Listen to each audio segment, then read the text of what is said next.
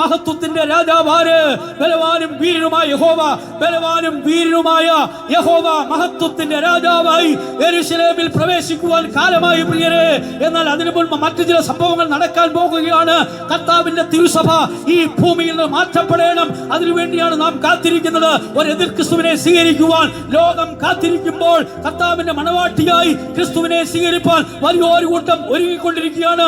ആ കൂട്ടത്തിൽ കാണപ്പെടുവാൻ എത്ര പേർ ആഗ്രഹിക്കുന്നു? അവരെയാണ് ദൈവത്തിന്റെ പരിശുദ്ധാത്മാവ് ഒരുക്കിക്കൊണ്ടിരിക്കുന്നത്. അവരെയാണ് ദൈവം വിടുവിക്കുന്നത്. ഇന്ന് രാത്രികാലം ഒരിക്കൽ കൂടി ആവർത്തിച്ചു പറയുകയാണ്, യേശുവിന് ആവശ്യമുള്ളവർ ഇന്ന് രാത്രികാലം ഇവിടെ കടന്നു വന്നിട്ടുണ്ട്. ഞങ്ങളുടെ ശബ്ദം കേൾക്കുന്ന യേശുവിന് ആവശ്യമുള്ള ഒരു കൂട്ടർ ഇവിടെ ഉണ്ട്. അവർ ഏത് ബന്ധനത്തിലായിരുന്നാലും അവർക്ക് വിടുതലുണ്ട്. എന്തിനു വേണ്ടിയാണ് അവരെ വിടുവിക്കുന്നത്? അതെ, അക്ഷരീയ യെരൂശലേമിലേക്കല്ല, അക്ഷരീയ യെരൂശലേമിന് വേണ്ടി ഇസ്രായേൽ കാത്തിരിക്കുമ്പോൾ ഒരു സ്വർഗീയ യെരൂശലേമുണ്ട്, പുതിയ യെരൂശലേം സിയോനുണ്ട്. അതിനുവേണ്ടി കാത്തിരിക്കുന്ന ഒരു കൂട്ടം വിശുദ്ധന്മാരുണ്ട്. ഞങ്ങൾ പ്രസംഗിക്കുന്ന പ്രസംഗം ഒരിക്കലും ഒരു മിഥ്യയല്ല, ഒരു ഊഹാബോഹത്തിൽ കൂടെ ഏതോ സ്വപ്നം കണ്ട് ഇറങ്ങി പുറപ്പെട്ടവരല്ല. വിശുദ്ധ പൗലോസ് പറയുന്നു, ഞാൻ നിശ്ചയമില്ലാത്തവണ്ണമല്ല ഓടുന്നത്, ആകാശത്തെ കുത്തുന്നത് പോലെ ഞങ്ങൾ മുഷ്ടിയുദ്ധം ചെയ്യുകയല്ല പ്രിയരെ. നാം കാത്തിരിക്കുന്ന കർത്താവ് എത്രയും വേഗം തന്നെ സഭയ്ക്ക് വേണ്ടി വെളിപ്പെടാൻ പോകുന്നു. കാൽവരി ക്രൂശിൽ അവസാന രക്തം ഒഴുക്കിയ കർത്താവ്, കഴിഞ്ഞ നാളുകളിൽ പല സാഹചര്യങ്ങളിൽ നമ്മെ വിടുവിച്ച കർത്താവ് തന്റെ വിശുദ്ധ സഭയെ ചേർക്കുവാൻ വെളിപ്പെടാൻ പോകുന്നു. കർത്താവ് പറഞ്ഞു, ഞാൻ പിന്നെയും വരും, ഞാൻ പിന്നെയും വരും, നിങ്ങളെ എന്റെ അടുക്കൽ ചേർക്കും. എത്ര പേർ കർത്താവിന്റെ വാഗ്ദത്തങ്ങളിൽ വിശ്വസിക്കുന്നു? കർത്താവ് മുൻനിർച്ച വാക്കുകൾ നിവർത്തിപ്പിക്കപ്പെടുവാൻ സമയമായി പ്രിയരെ. ഇതാ യേശുവിനെ വഹിച്ചുകൊണ്ട് സ്തോത്രം ഈ കഴുത പോകുന്നു. കെട്ടപ്പെട്ട കഴുതയെ പോലെ ആരാലും അറിയപ്പെടാത്ത സാഹചര്യങ്ങൾ, ഒരിക്കലും വിടുതലില്ല എന്നുള്ള നിലയിൽ അതേ ക്ഷീണിച്ചവശരായി അതേ സ്തോത്രം ഈ കെട്ടപ്പെട്ട കഴുത എങ്ങനെ അത് കെട്ടപ്പെട്ടു? ഏതോ സാഹചര്യത്തിൽ ബലഹീനതയായിരിക്കാം, അതിനെ കൊണ്ട് ഒരു പ്രയോജനമില്ലെന്ന് മനുഷ്യൻ മനസ്സിലാക്കിയതായിരിക്കാം. പ്രയോജനമില്ലാത്തവരെ പ്രയോജനമുള്ളവരാക്കി മാറ്റുന്ന കർത്താവിന്റെ സാന്നിധ്യം ഇവിടെയുണ്ട്. ഏതെങ്കിലും വിധത്തിൽ കെട്ടപ്പെട്ടവർ ഇന്ന് രാത്രികാലം ദൈവത്തിന്റെ സത്യവചനം കേൾക്കുന്നെങ്കിൽ അതേ നിന്നെ വിടുവിക്കുന്ന ഒരു ദൈവത്തിന്റെ അദൃശ്യകരം ഇവിടെയുണ്ട്. കർത്താവായ യേശു ക്രിസ്തുവിൻ്റെ വീണ്ടും വരവിന് മുൻപായി, സുവിശേഷത്തിൻ്റെ വാതിൽ അടയുന്നതിന് മുൻപായി ഇപ്രകാരം അനുഗ്രഹിക്കപ്പെട്ടതായ ഒരു സുവിശേഷ യോഗം ക്രമീകരിക്കപ്പെടുവാനുള്ള ഗുണം ദൈവം ഒരുക്കി തന്ന വിലപ്പെട്ട സമയത്തെ ഓർത്ത് ആദ്യമായി ദൈവത്തെ സ്തുതിക്കുകയാണ്. ദൈവത്തിന് മഹത്വം. അടുത്തും അകലെയുമായി ഞങ്ങളുടെ ശബ്ദം ശ്രവിക്കുന്ന ഏവർക്കും വേഗം വരുന്ന യേശുക്രിസ്തുവിൻ്റെ നിസ്തുല്യനാമത്തിൽ വീണ്ടും ഞങ്ങളുടെ സ്നേഹവന്ദനങ്ങൾ അറിയിക്കുകയാണ്. തേജോമയനായ ദൈവം തൻ്റെ സർവ മഹിമയോടും കൂടെ ഈ പന്തലിൽ ഇറങ്ങി വന്നിട്ടുണ്ട്. നമുക്ക് ചുറ്റും അദൃശ്യ അദൂത സഞ്ചയമുണ്ട്. ആകയാൽ ഈ രാത്രിയിൽ നമുക്ക് വളരെ പ്രാർത്ഥനയോടെ ദൈവാത്മാ ഒരുക്കത്തോടെ ദൈവസന്നിധിയിലായിരിക്കാം. ഇന്ന് രാത്രിയിലെ നമ്മുടെ ധ്യാനത്തിനു വേണ്ടി ഒരു തിരുവചന ഭാഗം വായിക്കാം. മത്തായി എഴുതിയ സുവിശേഷം 21 അധ്യായം അതിൻ്റെ 3 വാക്യം. മത്തായി എഴുതിയ സുവിശേഷം 21:3. നിങ്ങളോട് ആരും വല്ലതും പറഞ്ഞാൽ കർത്താവിന് ഇവയെ കൊണ്ട് ആവശ്യമുണ്ടോ എന്ന് പറയും, തൽക്ഷണം അവൻ അവയെ അയക്കുമെന്ന് പറഞ്ഞു. ദൈവത്തിന് മഹത്വം. മത്തായി എഴുതിയ സുവിശേഷം 21 അധ്യായത്തിൻ്റെ 3 വാക്യമാണ് ഇപ്പോൾ നാം വായിച്ചു കേട്ടത്.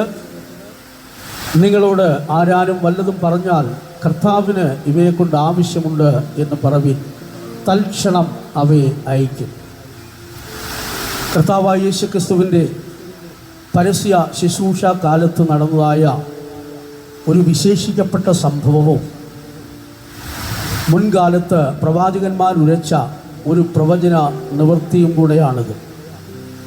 ഈ പ്രവചന നിവൃത്തിയുടെ അടുത്ത ഭാഗം നിറവേറുവാൻ വേണ്ടി യഹൂദന്മാർ വിശ്വസിക്കുകയും അതിനായി കാത്തിരിക്കുകയും ചെയ്യുന്നു. ദൈവത്തിന് സ്തോത്രം. നാം വായിച്ചതായ ഈ വേദഭാഗം സുവിശേഷങ്ങളിൽ ആവർത്തിച്ചു പറഞ്ഞിട്ടുള്ള നമുക്ക് സുപരിചിതമായ ഒരു ഭാഗം കൂടെയാണ്. എങ്കിലും അതിൻ്റെ ആഴത്തിലേക്ക് ഇറങ്ങുമ്പോൾ നമ്മുടെ ജീവിതവുമായി ബന്ധപ്പെട്ട ചില സത്യങ്ങൾ നമുക്കിതിലൂടെ മനസ്സിലാക്കാൻ സാധിക്കും. ദൈവത്തിന് സ്തോത്രം. ഈ വേദഭാഗം മർക്കോസിൻ്റെ സുവിശേഷത്തിലുണ്ട്, ലൂക്കോസിൻ്റെ സുവിശേഷത്തിലുണ്ട്. ഇതിൻ്റെ അടുത്ത ഭാഗം യോഹന്നാൻ്റെ സുവിശേഷത്തിലുണ്ട്. ഇതിനെക്കുറിച്ച് പ്രവചിച്ച ഭാഗം സക്രിയ പ്രവചനത്തിലുണ്ട്. ദൈവത്തിന് സ്തോത്രം. ഞാനതിൻ്റെ ആഴത്തിലേക്ക് പ്രവേശിക്കുകയല്ല. കർത്താവായ യേശു ക്രിസ്തു ഏതാണ്ട് 30-ലധികം ഉപമകളിലൂടെയും വിവിധ സംഭവങ്ങളിലൂടെയുമുള്ള തൻ്റെ ശുശ്രൂഷയിലൂടെ ലോകത്തെ വിവിധ സത്യങ്ങൾ പഠിപ്പിക്കുന്നതായി കാണാൻ സാധിക്കും. ദൈവത്തിന് സ്തോത്രം.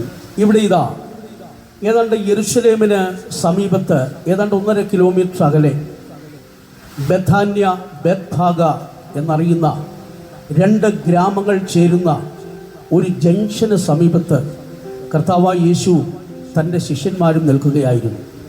ഈ സമയത്ത് കർത്താവായ യേശു ക്രിസ്തു ശിഷ്യന്മാരോട് പറയുന്നു, നിങ്ങൾക്ക് എതിരെയുള്ള ഗ്രാമത്തിൽ ചെല്ലുവിൻ.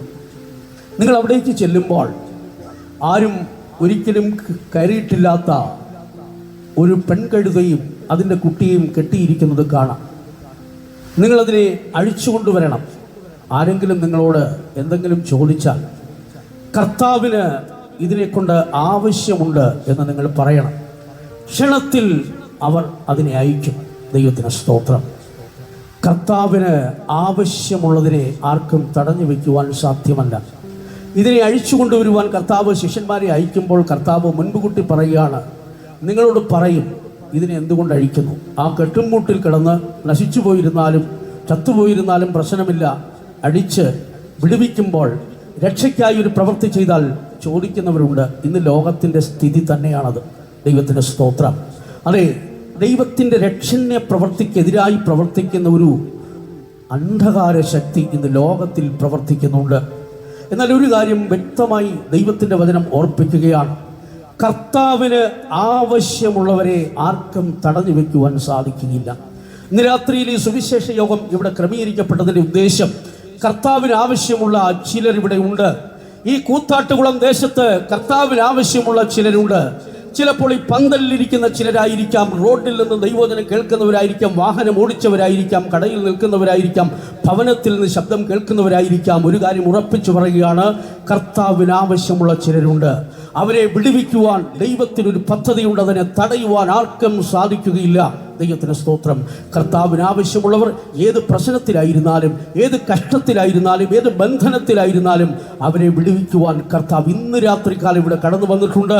ആ പ്രവൃത്തി ഇന്ന് രാത്രിയിലും കർത്താവ് വെളിപ്പെടുത്തുവാൻ സർവശക്തനാണ്. വിശ്വസിക്കുന്നവർ എത്ര പേരുണ്ട്? ഹല്ലേലൂയ. നേരിടും നിൻ മനസ്സത്തിലേറിടും നിരാശയാൽ നീ തളർന്നു പോയിടേണ്ടതില്ല. തെല്ലുമേ നേരിടും നിൻ മനസ്സത്തിലേറിടും നിരാശയാൽ നീ തളർന്നു പോയിടേണ്ടതില്ല. തെല്ലുമേ ദിവ്യദൂത് കേൾക്കുവിൻ, കേട്ടനുസരിക്കുവിൻ, ശാന്തി നിനക്കവൻ തരും. ആമേൻ. ദിവ്യദൂത് കേൾക്കുവിൻ, കേട്ടനുസരിക്കുവിൻ, ശാന്തി നിനക്കവൻ തരും. ഈ ദിനം സുന്ദരം സുപ്രസാദ ദിനം, ചെയ്തിതാ ഇന്നു നിന്റെ രക്ഷയിൽ കൃപാദിനം.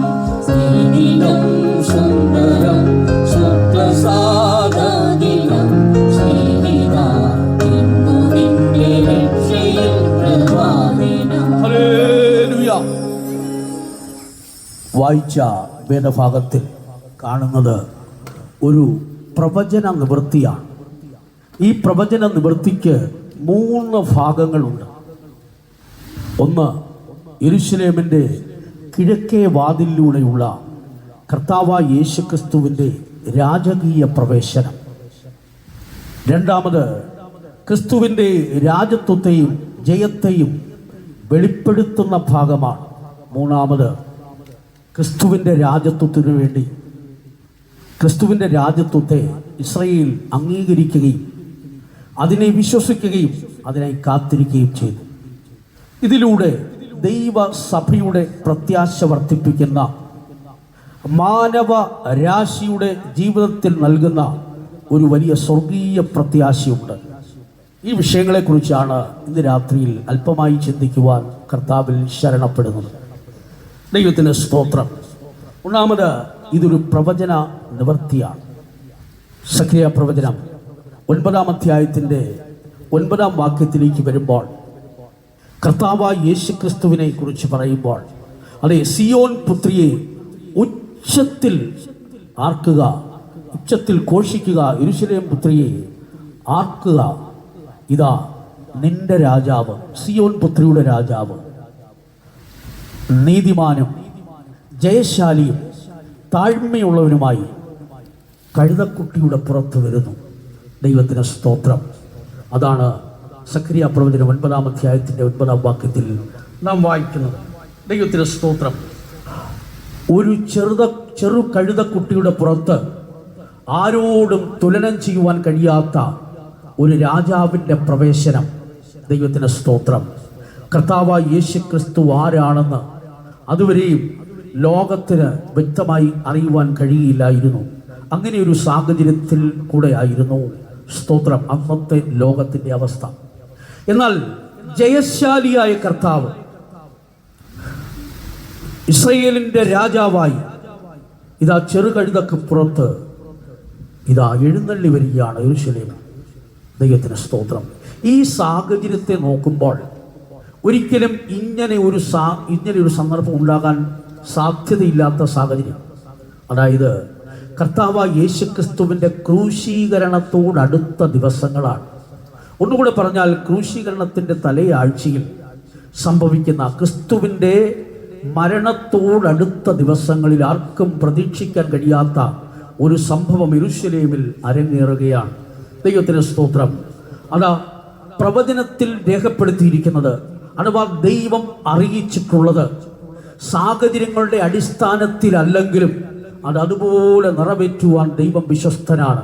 നീ കേട്ടിട്ടുള്ള പ്രവചന ശബ്ദമോ ദൈവശബ്ദമോ സാഹചര്യങ്ങളെ നോക്കിയല്ല, അത് അത്ഭുതകരമായി നിറവേറ്റും. ഇന്ന് നിറവേറ്റുവാൻ ദൈവം വിശ്വസ്തനാണെന്ന് പരിശുദ്ധാത്മാവ് ഓർപ്പിക്കുകയാണ്. ദൈവത്തിന് സ്തോത്രം. ഇതാ പ്രതീക്ഷകൾക്കപ്പുറത്ത് യെരൂശലേമിൻ്റെ അന്തരീക്ഷം മാറിക്കൊണ്ട് കർത്താവായ യേശുക്രിസ്തു ഇതാ കഴുതക്കുട്ടിമേൽ മഹാരാജാവ് എഴുന്നള്ളുന്ന സംഭവം ഉണ്ടാകുകയാണ്. ദൈവത്തിന് സ്തോത്രം. ദൈവത്തിൻ്റെ വചനത്തിൽ രേഖപ്പെടുത്തിയിരിക്കുന്ന സത്യങ്ങൾ നിറവേറപ്പെടുന്നതിന് യാതൊരു തടസ്സവും ഒരിക്കലും സംഭവിക്കില്ല എന്നുള്ള സത്യം ഇതാ ഈ തിരുവെഴുത്ത് നമ്മോട് സംസാരിക്കുകയാണ്. ദൈവത്തിന് സ്തോത്രം. ഇതാ ഇങ്ങനെയൊരു സംഭവം അവിടെ അരങ്ങേറുവാൻ സാഹചര്യങ്ങൾ ദൈവം തന്നെ ഒരുക്കി കൊടുക്കുകയാണ്. ഇതിനടുത്ത ദിവസങ്ങളിലായിരുന്നു കർത്താവായ യേശുക്രിസ്തു ബെഥാന്യയിൽ ലാസറിനെ ഉയർപ്പിക്കുന്നത്. ദൈവത്തിന് സ്തോത്രം.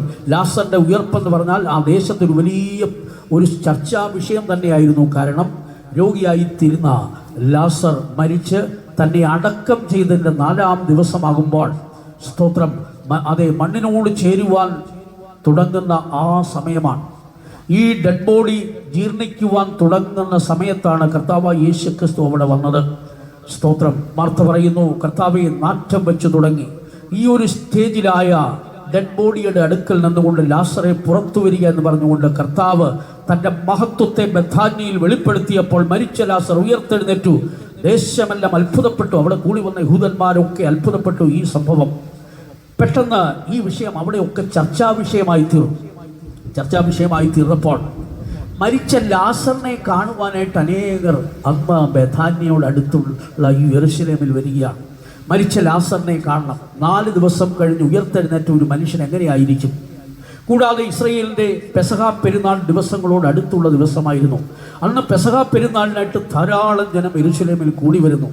ഇതുകൂടാതെ ഈ മരിച്ചുപോയ ലാസറിനെ ഉയർപ്പിച്ച യേശു യെരൂശലേമിൽ വരുന്നു എന്നുള്ള ശ്രുതി നാടെങ്ങും പരന്നപ്പോൾ ഇതിനുവേണ്ടി അനേക ജനങ്ങൾ യെരൂശലേമിൽ കൂടുകയാണ്. ദൈവത്തിന് സ്തോത്രം. അപ്പോൾ ലാസറിനെ കാണുവാൻ യേശു വരുന്നുവെന്ന ശ്രുതി അറിഞ്ഞുകൊണ്ട്, അതുപോലെ യെരൂശലേമിൽ പെസഹ പെരുന്നാൾ ആചരിക്കുവാൻ വേണ്ടി ഈ 3 കാരണങ്ങളിലൂടെ ധാരാളം ജനം അവിടെ അപ്രതീക്ഷിതമായി കൂടുമ്പോൾ കർത്താവായ യേശുക്രിസ്തു ഇതാ കഴുതക്കുട്ടിമേൽ കയറുവാൻ തുടങ്ങുകയാണ്. സ്തോത്രം. പ്രവാചകന്മാർ മുന്നറിയിച്ചൊക്കെ അതുപോലെ നിവർത്തിക്കപ്പെടുന്ന നമുക്ക് കാണുവാൻ സാധിക്കുന്നു. ദൈവത്തിന് സ്തോത്രം. ഇതാ ബെഥാന്യയ്ക്കും ബേത്ഫാഗയ്ക്കും അരികെ ബന്ധിക്കപ്പെട്ടിരുന്ന കഴുതക്കുട്ടിയെ അഴിച്ചുകൊണ്ടുവരുന്നു. അവിടെ ഇതാ ഈ കഴുതക്കുട്ടിമേൽ തങ്ങളുടെ വസ്ത്രം വിരിക്കുന്നു. കണ്ടവരൊക്കെ തങ്ങളുടെ വസ്ത്രങ്ങളൊക്കെ അനേകർ തങ്ങളുടെ വസ്ത്രങ്ങൾ വഴിയിലെല്ലാം വിരിക്കുകയാണ്. വൃക്ഷക്കൊമ്പുകൾ, സാധാരണ വൃക്ഷക്കൊമ്പുകളല്ല, അത് പൂക്കൾ നിറഞ്ഞതായ വൃക്ഷക്കൊമ്പുകൾ അലങ്കരിക്കപ്പെട്ട രീതിയിൽ യെരൂശലേമിൽ ഒരു വലിയ വീഥി ഒരുക്കുകയാണ്. ഒരു രാജകീയമായ ഒരു വലിയ വീഥി അവിടെ ഒരുക്കിക്കൊണ്ട് കർത്താവായ യേശു ക്രിസ്തു ഇതാ കഴുതക്കുട്ടിമേൽ വരികയാണ്. ഒട്ടും പ്രതീക്ഷിക്കാത്ത നിലയിൽ യെരൂശലേമിലെ പരീശന്മാരും ശാസ്ത്രിമാരും മറ്റ് മത പുരോഹിതന്മാരൊക്കെ അസൂയാവഹമാകത്തക്ക വിധത്തിൽ, നോക്കത്തക്ക വിധത്തിൽ ഇതാ കർത്താവായ യേശു ക്രിസ്തു കഴുതക്കുട്ടിമേൽ വരുന്ന കാഴ്ച ഒരു അത്ഭുത കാഴ്ചയായിരുന്നു. കാരണം ക്രൂശീകരണത്തിന് വേണ്ടി വട്ടം കൂട്ടിക്കൊണ്ടിരിക്കുമ്പോൾ അവനെ ഈ ലോകത്തിൽ നിന്ന് ഇല്ലാതാക്കി മാറ്റുവാൻ വേണ്ടി പരിശ്രമം നടത്തുമ്പോൾ അതിനപ്പുറത്ത് ദൈവത്തിന്റെ പദ്ധതി നിവർത്തിക്കുവാൻ പ്രവാചകന്മാർ അറിയിച്ചതുപോലെ കഴുതക്കുട്ടിമേൽ കർത്താവായ യേശു ക്രിസ്തു ഇതാ മഹാരാജാവ് എഴുന്നള്ളുന്നു. ജനമെല്ലാം ഈന്തപ്പനയുടെ കുരുത്തോലയും ഏന്തിക്കൊണ്ട് ഇതാ വിളിച്ചു പറയുകയാണ്, ദാവീദ് പുത്രന് ഹോശന്ന, ഹോശന്ന, ഇസ്രായേലിന്റെ രാജാവായി കർത്താവിന്റെ നാമത്തിൽ വരുന്നവൻ വാഴ്ത്തപ്പെട്ടവൻ. ഹോശന്ന എന്ന് പറഞ്ഞാൽ ഹോഷി അന്ന എന്ന രണ്ട് എബ്രായ പദങ്ങളുടെ സംയോജനമാണ്. അതിന്റെ അർത്ഥം ഇപ്പോൾ രക്ഷിക്കണമേ എന്നാണ്.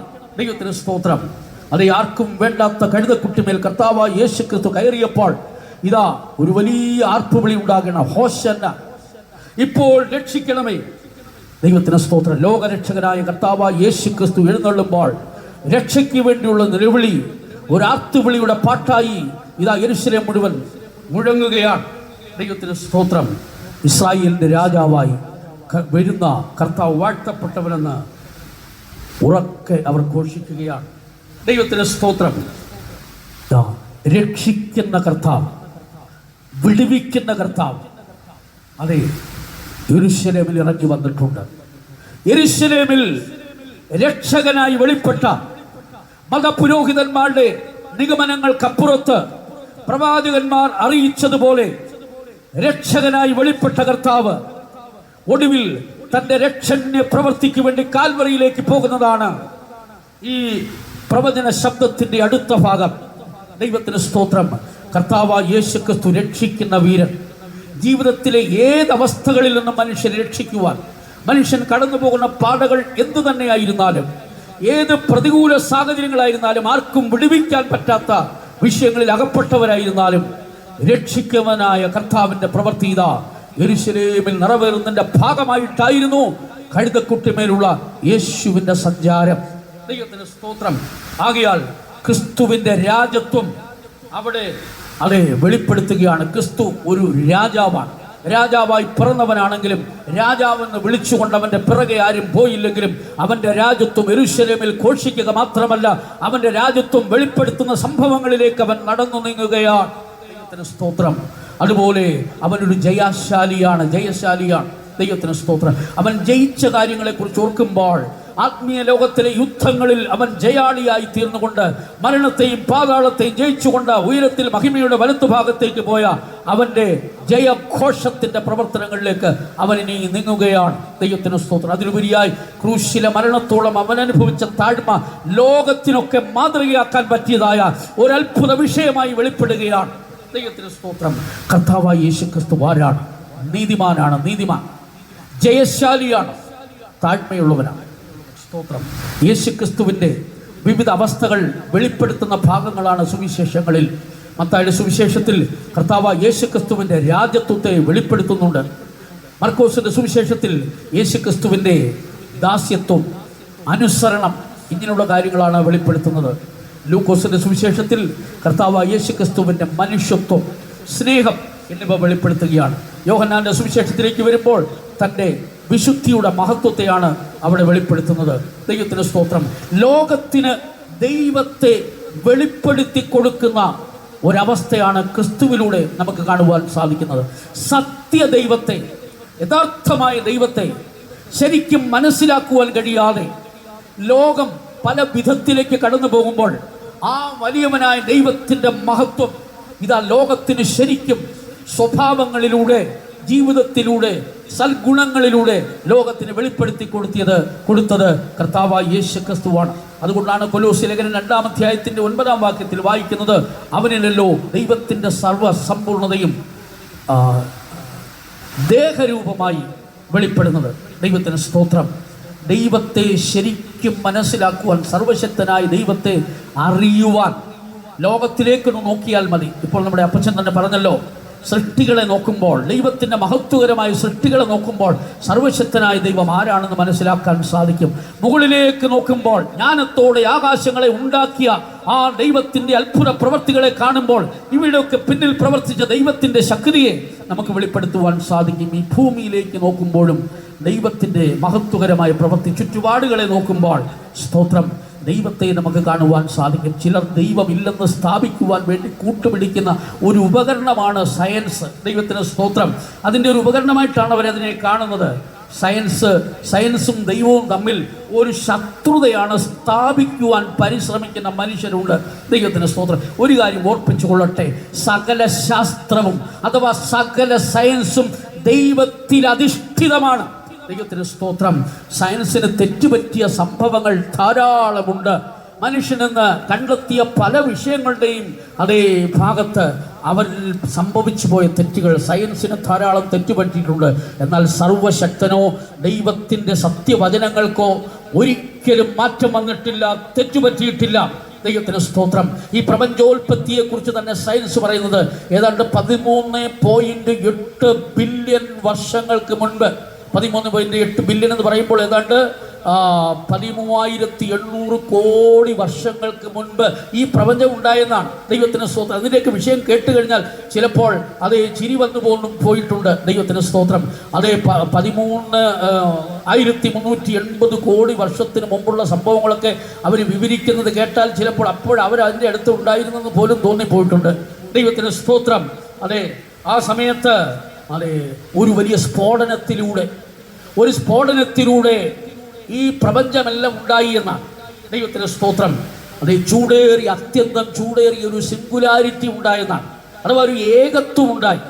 ആ ഏകത്വത്തിലൂടെ ആ ഏകത്വം പിന്നീട് കോടിക്കണക്കിന് കിലോമീറ്റർ സഞ്ചരിച്ച് ഒടുവിൽ ഒരു വലിയ സ്ഫോടനമുണ്ടായിട്ട് ഇതാ ഈ പ്രപഞ്ചമെല്ലാം ഉണ്ടായത്. നാം ഈ കാണപ്പെടുന്ന ഈ സോളാർ സിസ്റ്റം തന്നെ നോക്കിയാൽ എത്ര അത്ഭുതകരമായ രീതിയിലാണ് സൂര്യൻ തൻ്റെ കേന്ദ്രത്തിലേക്ക് സകല ഗ്രഹങ്ങളെയും ആകർഷിച്ച് നിർത്തിയിരിക്കുന്നൊക്കെ പറയുന്നത്. പക്ഷേ ഓരോ ഗ്രഹങ്ങളുടെയും ആകർഷണത്തിന് പല വ്യത്യാസങ്ങളും, അത് കറങ്ങുന്നതിൻ്റെ വ്യത്യാസങ്ങൾ തന്നെ പല സ്പീഡുകളിലാണ്. ദൈവത്തിന് സ്തോത്രം. ഞാനതിൻ്റെ ഒരു വിശദീകരണത്തിലേക്ക് പോവുകയല്ല. ഇതുപോലെ കോടിക്കണക്കിന് ഗാലക്സികൾ അടങ്ങിയ ഒരു വാനഗോളം ഉണ്ട്. ദൈവത്തിന് സ്തോത്രം. ആകാശം ദൈവത്തിൻ്റെ മഹത്വത്തെ വർണ്ണിക്കുന്നു. ആകാശവിധാനം അവൻ്റെ കൈവേലയെ പ്രസിദ്ധമാക്കുമെന്ന് ബൈബിൾ പറയുമ്പോൾ ശാസ്ത്രം അതേ ആവർത്തിച്ച് പഠിച്ചിട്ടും നിരീക്ഷണങ്ങളും പരീക്ഷകളും ആവർത്തിച്ച് നടത്തിയിട്ടും അതിൻ്റെ ഒരു അറ്റത്ത് പോലും എത്തിയിട്ടില്ല എന്നുള്ളതാണ് സത്യം. എന്നാൽ ഈ സിംഗുലാരിറ്റിയിൽ നിന്ന് വികസനമുണ്ടായി, സ്ഫോടനമുണ്ടായി, ഇതൊക്കെ ഉണ്ടായി എന്ന് കേൾക്കുമ്പോൾ ചിലപ്പോൾ തോന്നിയിട്ടുണ്ട് ഒരു അമ്മൂമ്മ കഥ പോലെ തന്നെ തോന്നിയിട്ടുണ്ട്. കാര്യമുണ്ട്. ദൈവത്തിന് സ്തോത്രം. അതെ, ജ്ഞാനികളെന്ന് പറഞ്ഞിട്ട് മനുഷ്യർ മൂഢന്മാരായിപ്പോയി. അതെ, ദൈവത്തിൻ്റെ വചനം വ്യക്തമായി പറയുന്നു. സ്തോത്രം. ഞാൻ ചിന്തിക്കുന്നു, ഈ സിംഗുലാരിറ്റി എങ്ങനെയാണ് ഉണ്ടായത്? അതിനപ്പുറത്ത് എന്ത് നടന്നു? ശാസ്ത്രന്മാർ തന്നെ അപ്പുറത്തോടുള്ള ചോദിക്കരുതെന്നുള്ള, കാരണം അവർ മുട്ടുമടക്കേണ്ടി വരും. ദൈവത്തിന് സ്തോത്രം. ഈ ഏകത്വം എങ്ങനെയുണ്ടായി? ഇതിനുണ്ടായി സ്പേസ് എവിടെ നിന്ന് കിട്ടി? ഇതിനു വേണ്ടി ഒരു വലിയ അത്യന്തമായ ചൂട്, പറഞ്ഞറിയിക്കാൻ കഴിയാത്ത ചൂട്, ആരാണ് ഇതിനെ ചൂടാക്കിയത്? ഈ വിസ്ഫോടനം എന്ത് കാരണത്തിലൂടെ ഉണ്ടായി? ഇതിൻ്റെ പിന്നിൽ പ്രവർത്തിച്ച ഊർജം എന്താണ്? സയൻസിൽ എവിടെയെങ്കിലും നിങ്ങൾ ഇതിന്റെ കാരണം കണ്ടെത്തിയിട്ടുണ്ടോ? ഞങ്ങളുടെ ശബ്ദം ശ്രവിക്കുന്ന ഏതൊരു വ്യക്തിയുമായി കൊള്ളട്ടെ, ഞാൻ ഈ പറഞ്ഞ എൻ്റെ വിഷയത്തിന്റെ ആവിർഭാവം എവിടെ നിന്ന് ആർക്കെങ്കിലും ഉറപ്പിച്ചു പറയുവാൻ സാധിച്ചിട്ടുണ്ടോ? സ്ഥിരീകരിക്കുവാൻ സാധിച്ചിട്ടുണ്ടോ? ദൈവത്തിന് സ്തോത്രം. ഒരു പക്ഷേ ഒരു ഊർജം പ്രവർത്തിച്ച് പൊട്ടിത്തെറിച്ചെന്നിരിക്കട്ടെ, നിങ്ങളുടെ വീട്ടിൽ നിങ്ങൾ ഭക്ഷണം കഴിക്കുന്ന ഒരു പ്ലേറ്റ് പൊട്ടിത്തെറിച്ച് പല ഭക്ഷണങ്ങളായി. എന്നിട്ട് നിങ്ങൾ കുറച്ച് ഊർജമൊക്കെ പ്രയോഗിച്ച് ഒരു 10,000 കൊല്ലം അവിടെ വെച്ചേരെ, എന്തു ചെയ്യും? ഈ പ്ലേറ്റ് ചെറിയ സോസറുകളൊക്കെ ആയിട്ട് നല്ല രൂപാന്തരപ്പെട്ട് നല്ല മനോഹര പൂക്കളൊക്കെ അതിലുണ്ടായി വരുമെന്ന് പറഞ്ഞാൽ പൊട്ടന്മാർ മാത്രമേ കേൾക്കത്തുള്ളൂ. ദൈവത്തിന് സ്തോത്രം.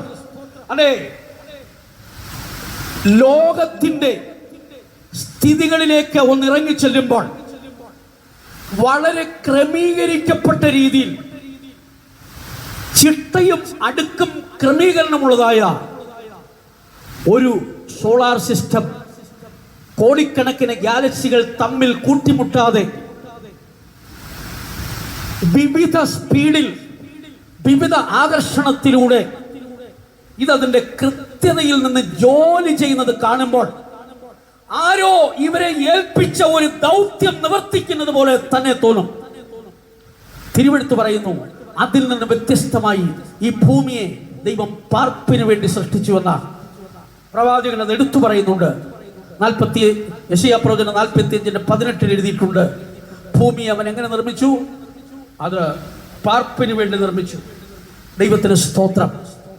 അതിനെ സൃഷ്ടിച്ചു വച്ചിരിക്കുന്നതൊക്കെ ഓർക്കുമ്പോൾ ഇന്ന് മനുഷ്യന് പാർക്കുവാൻ നിലയിലുള്ള ക്രമീകരണങ്ങൾ എങ്ങനെ വന്നു? സ്തോത്രം. ഭൂമിയെ സൃഷ്ടിച്ച കാലം മുതൽ ഒരേ നിലയിൽ, ഒരേ സ്പീഡിൽ അത് സഞ്ചരിച്ചു കൊണ്ടിരിക്കുക. 23.5 ഡിഗ്രിയിലുള്ള അതിന്റെ ചരിവ്, ഈ ചരിവിൽ തന്നെ ഏത് സ്ഥലത്ത് ചെന്നാലും അങ്ങനെ കറങ്ങുക.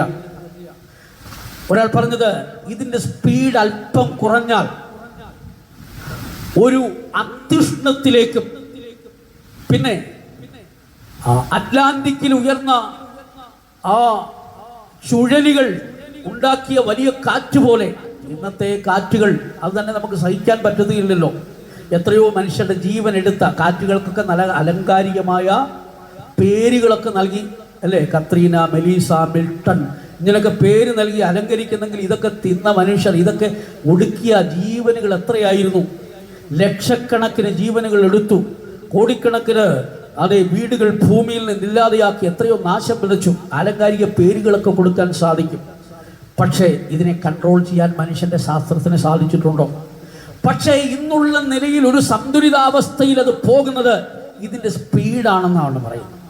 അതുപോലെ ഇതിന്റെ ചരിവ്, അതുപോലെ ഈ ഭൂമിയിൽ നാം വസിക്കുന്നതിൻ്റെ പിന്നിൽ അനേക വാതക പാളികളുടെ ക്രമീകരണമുണ്ട്. ദൈവത്തിന് സ്തോത്രം. സ്ട്രാറ്റോസ്ഫിയർ, എക്സോസ്ഫിയർ, മീസോസ്ഫിയർ, തെർമോസ്ഫിയർ, ഇങ്ങനെയുള്ളതായ ഓരോ വാതക പാളികൾ ക്രമീകരിച്ചിരിക്കുകയാണ്. ഈ മിസോസ്ഫിയറിലേക്ക് ചെല്ലുമ്പോൾ മുകളിലോട്ട് ചെല്ലുന്തോറും ചൂട് കുറഞ്ഞുകൊണ്ടിരിക്കുമെന്നാണ്. സ്തോത്രം. ശാസ്ത്രത്തിന് അതിനെ എങ്ങനെ വിലയിരുത്താൻ സാധിക്കും? ദൈവത്തിന് സ്തോത്രം.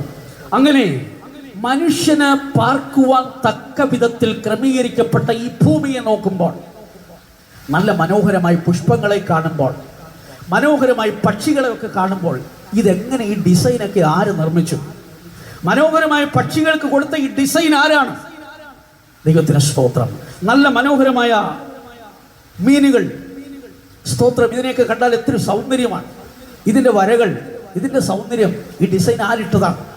സർവശക്തനായ ദൈവത്തിന്റെ സൃഷ്ടിയിൽ ഉൾപ്പെട്ടതത്രേ ഇന്ന് കാണപ്പെടുന്ന സകല ചരാചരങ്ങളും. തിരുവെഴുത്ത് പറയുന്നു, ഇന്ന് കാണുന്ന ലോകത്തിന് ദൃശ്യമായതല്ല കാരണമെന്ന് വരുമാറ് ലോകം ദൈവത്തിന്റെ വചനത്താൽ നിർമ്മിക്കപ്പെട്ടു എന്ന് നാം വിശ്വാസത്താൽ അറിയുന്നുവെന്ന് എബ്രായ ലേഖനം വ്യക്തമായി രേഖപ്പെടുത്തിയിരിക്കുകയാണ്. ദൈവത്തിന് സ്തോത്രം. നമ്മളെ സൃഷ്ടിച്ച് തന്നെ നോക്കിയാലോ, ഈ തലച്ചോറ്, ഈ മസ്തിഷ്കമുണ്ടല്ലോ, ഈ മസ്തിഷ്കത്തെക്കുറിച്ച് പഠിച്ചാൽ ഏതാണ്ട് 1000 കോടിയിലധികം നാഡീകോശങ്ങൾ ഇതിനുണ്ടെന്നാണ്. 1000 കോടിയിലധികം നാഡീകോശങ്ങളാൽ നിർമ്മിച്ചതാണ്. 10 കോടിയിലധികം ഇലക്ട്രിക് സർക്യൂട്ടുകൾ ഇതിനുണ്ട്. ദൈവത്തിന് സ്തോത്രം.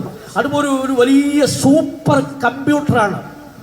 ലോകത്തിൽ ഇതുവരെ നിർമ്മിച്ചിട്ടില്ലാത്തൊരു മെഗാ കമ്പ്യൂട്ടറാണ് നമ്മുടെ തലച്ചോറിൽ വർക്ക് ചെയ്യുന്നത്.